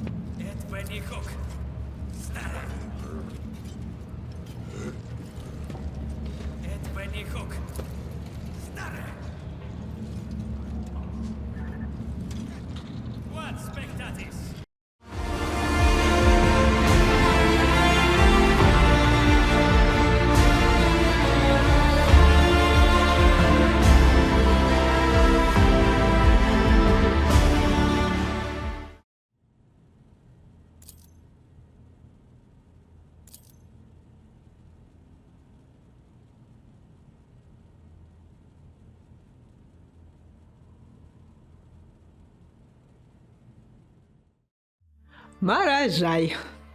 Ну, честно, не знаю, что вы хотите, чтобы я тут сказала, ибо у Мара лишь две судьбы. Вы либо его люто ненавидите, считая, что убийство подобного чуда сделает всех счастливее, либо дико обожаете, но считаете точно так же. Я сама очень долго не решалась проходить Ваху, не только из-за того, что она заставляет мозги дико шевелиться, и вам надо проходить ее, понимая, что за каждым словом и решением будет последствие, но и из-за романов. Мужчине-торговцу из мужчин доступен лишь Маражай. И я заранее знала, что этот роман будет выбиваться из всех остальных, которые я обычно для себя выбираю. У меня могут быть романы с типа морально серыми персонажами, но их однозначно злыми нельзя назвать. И в конце они, скорее всего, сменят свое мировоззрение. А тут я даже и не рассчитывала на заоблачные чувства, романтику и адекватность. При этом я всегда отыгрываю добрых протагонистов. А тут у меня вообще торговец, схизматик уровня фанатик.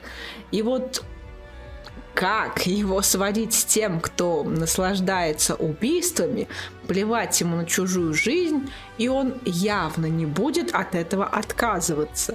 Потому что для друкари это не прикольная фича, а буквально единственный шанс на выживание. Это канон Вахи. Они поехавшие, но таким образом банально продолжают существовать. Поэтому я для себя решила так. Мой герой выглядит, просто каким-то святым. А так дела в Вахе не делаются. По-любому должна быть червоточинка. И Мар именно ею и стал. Он слабость, развращение и грех моего торговца, вытащивший из глубин души темное желание подчиняться. У Мара есть два пути в его романе. Это доминирование или подчинение. Если вы хотите выйти на истинную концовку романа, а также сделать Маражая архонтом, то вы обязаны придерживаться одного пути. Либо вы отыгрываете роль сабмиссива и выполняете все прихоти Мара. Это был путь моего героя, так что в видео все показано. Либо вы сами становитесь доминантом и все игрища Мара выворачиваете так, что уже ему приходится отдуваться. И самое смешное, с кем бы я ни говорила, все хотят доминировать в этом руте. Это ужас какой-то. Никто нас, сабмиссивов, не понимает. А это, между прочим, серьезная и крайне ответственная тяжелая работа. Дорогие мои сабы, что были в романе «Подчинение», пожалуйста, оставьте комментарии. Хочу посмотреть, сколько нас. Не может такого быть, чтобы никто не захотел носить на себе собственническое клеймо или не испытал дикого восторга, когда чувства Мара из стадии «фу, манкай» превратились в «равный мне». Доминант? Это не то. Это не так это цепляет, когда вы ничего не делаете. Да, Маражай видит, что у вас есть зернышки такого же наслаждения, поэтому признает равность. Но именно сабмиссив проходит буквально все проверки, испытания, если это можно так назвать, на своей шкуре. И именно поэтому в тот момент, в заключении романа, когда вы можете немного над Маром поиздеваться и сказать, что ты мне надоел, он впадает просто в дикую панику. Он все это время главенствовал, а тут просто выпал и не знает, что делать, как быть. Поэтому он даже готов в эту самую секунду сменить роли и поцеловать вашего героя. Понимаете, поцелуй – Это уже связь другого уровня. Это ближе к эмоциям, к доверию, к интимности. У вас может быть секс, кровавые бани и прочие физические развлечения. Но все это можно бросить. Однако при проявлении привязанности сердечной все становится куда сложнее. Также плюсы рута сабмиссива... Нет, слушайте... Подождите, нет. Я ничего тут не пропагандирую. Рут доминанта, он также важен. Поэтому даже если все сейчас звучит крайне подозрительно позитивно, это правда просто такая ветка романа. Ну, я так ее воспринимаю. Короче, именно Сабу легче сделать Маражая архонтом. В принципе, оно и понятно. Друкарии явно охотнее пойдут за тем, кто клеймил Манкая, а не наоборот. Ну а иначе позорище же. Да и если вы отыгрываете доминанта, то в важных моментах, где вы можете набрать нужные баллы для вознесения Маражая, то вы можете просто не подчиниться его хотелке. Это будет выглядеть канонично для вашего прохождения, но персонажа лишит возможности встать во главе своего кабала, и, соответственно, идеальной концовки для него не получится. Еще смешнее то, что лишь главному герою Добряку открыт в конце путь при романе с Маром, где вы не убиваете своего подчиненного, а типа готовы занять его место. Я с этого дико угорнула, потому что это такой вообще неожиданный чит. Вроде думаешь, что Маражай будет больше расположен к главному герою Хауситу. Однако друкари хаос не терпят, они его боятся. Они не хотят потерять себя, стать бездушными, в буквальном смысле, оболочками. И хоть вы можете выйти на истинную концовку романа, будучи приверженцем хаоса, только схизматик может сделать идеально для всех, а Маражая привести просто в дикий восторг, ибо отпускать от себя торговца он уже точно не намерен. Кстати, мне особенно сильно понравилось то, что Мар абсолютный собственник. Он прям ревнивец дикий, эдакий Яндеры во вселенной Вахи. И в этом отчетливо прослеживаются его истинные чувства. Любовь для друкари чужда, а вот обладание вполне имеет место быть. Правда, отношения между друкари и Манкаем, это по меньшей мере странно. А по большей расе, что считает себя высшей, точно до лампочки, что там творится с теми, кого они воспринимают пылью под ногами. Был Манкай, нет Манкая, да и плевать. Всегда можно кого-то еще поработить и помучить. Для друкари люди легко заменяемая вещь. Они не цепляются за них, не берегут и уж точно не будут предупреждать своих подчиненных, чтобы те в сторону их человека не смотрели. Амар так делает и постоянно торговцу напоминает, что он принадлежит ему без остатка. Он всецело его, всегда должен быть рядом, другие, чтобы даже близко не подходили. Оставленное Маром клеймо для него не просто товарный штамп, а действительно показатель его обладания. Он этим гордится, он, в восторге от того, что может всему миру показать свое владение. Ну а финал лишь подтверждает важность торговца для Маражая, ибо тот не кинул его при первой же возможности и не предал. Он, наоборот, буквально стал его опаснейшим защитником. Ой, что за мужчина? Совокоты умнички. Они всегда умели в интересные взаимоотношения даже с наглухо поехавшими любовными интересами. Хотя я буду честна, Мар друкари и другим он быть по определению не может, но он более адекватный среди них, что ли. Он знает, чего хочет, он умен, он расчетлив, он умеет держать себя в руках, когда понимает, что находится в невыгодном положении. Если он на что-то согласился, то действительно выполняет свою часть сделки. И сказать по-честному, он даже доверяет. То есть пока его не трогают, пока на него не пытаются покуситься, убить или предать, он остается верен. даже,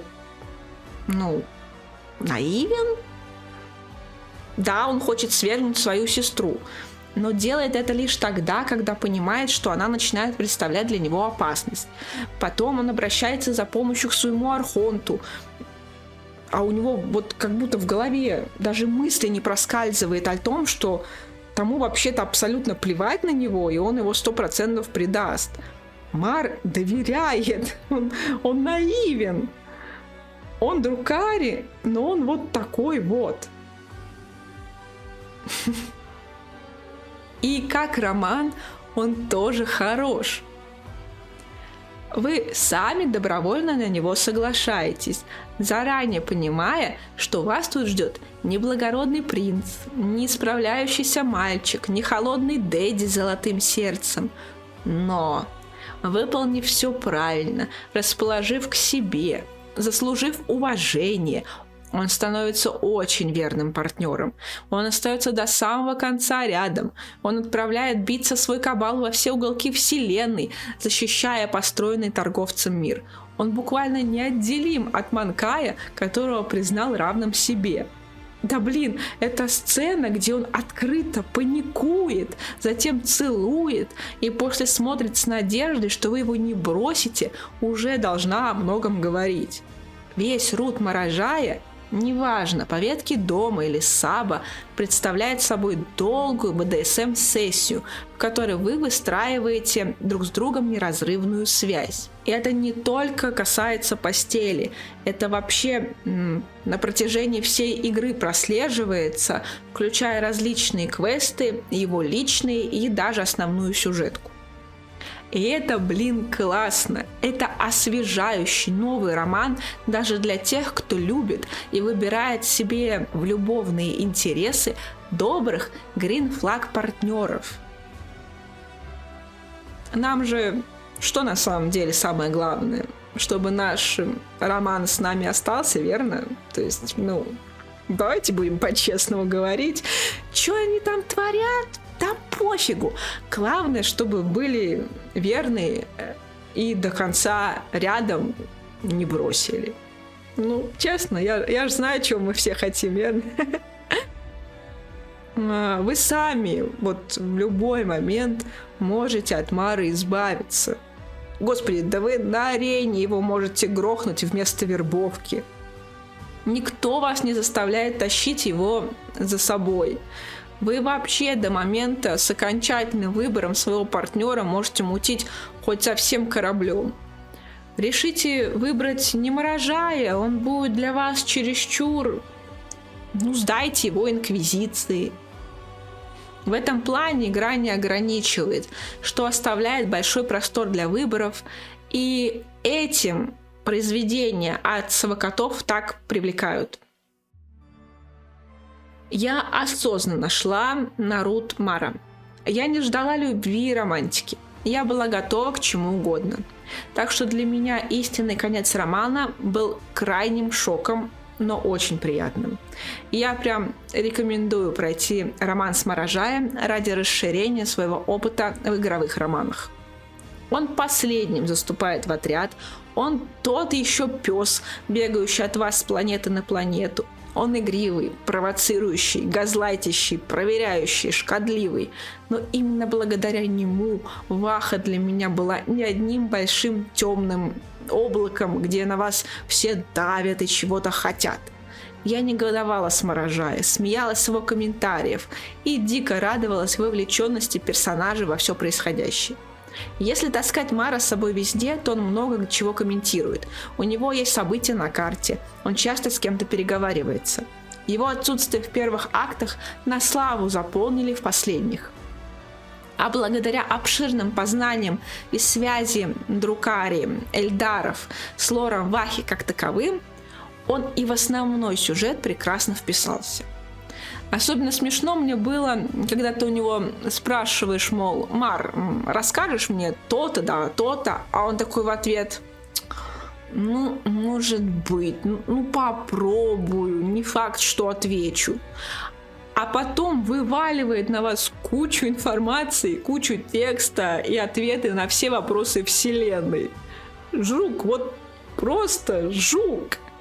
Я хочу арт-мем. Примерно такую картину представьте себе. Стоит вольный торговец, рядом Мар. В его руках длиннющий развернутый свиток, простирающийся по всему полу. Он смотрит на торговца и такой: спрашивай. Могу не ответить.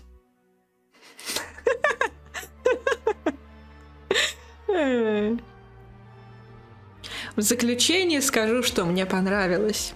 Искренне. Маражай, с одной стороны, именно такой, каким ты его и представляешь. Он не меняется, не исправляется и капает всем на мозги. Но с другой раскрывается крайне интересным и неожиданным образом. Но узнать об этой стороне вы сможете только в его романе. И это отличный сценарный ход. Ну, а на этом все. Подписывайтесь на мой Бусти, пожалуйста. Там все видео появляются гораздо раньше, чем на Ютубе. Там же выходят куда более взрослые и откровенные видео. В Телеграме проходит голосование за новые видео. Именно вам предоставляется возможность выбрать, о чем будет следующий обзор. В ВК много разговорчиков, инсайдов и рекомендаций. В ТикТоке нарезки. И, конечно же, подписывайтесь на оба моих канала. Игровой и с обзорами. Ставьте лайки, оставляйте комментарии, включайте уведомления. Спасибо за внимание и до встречи в других видео.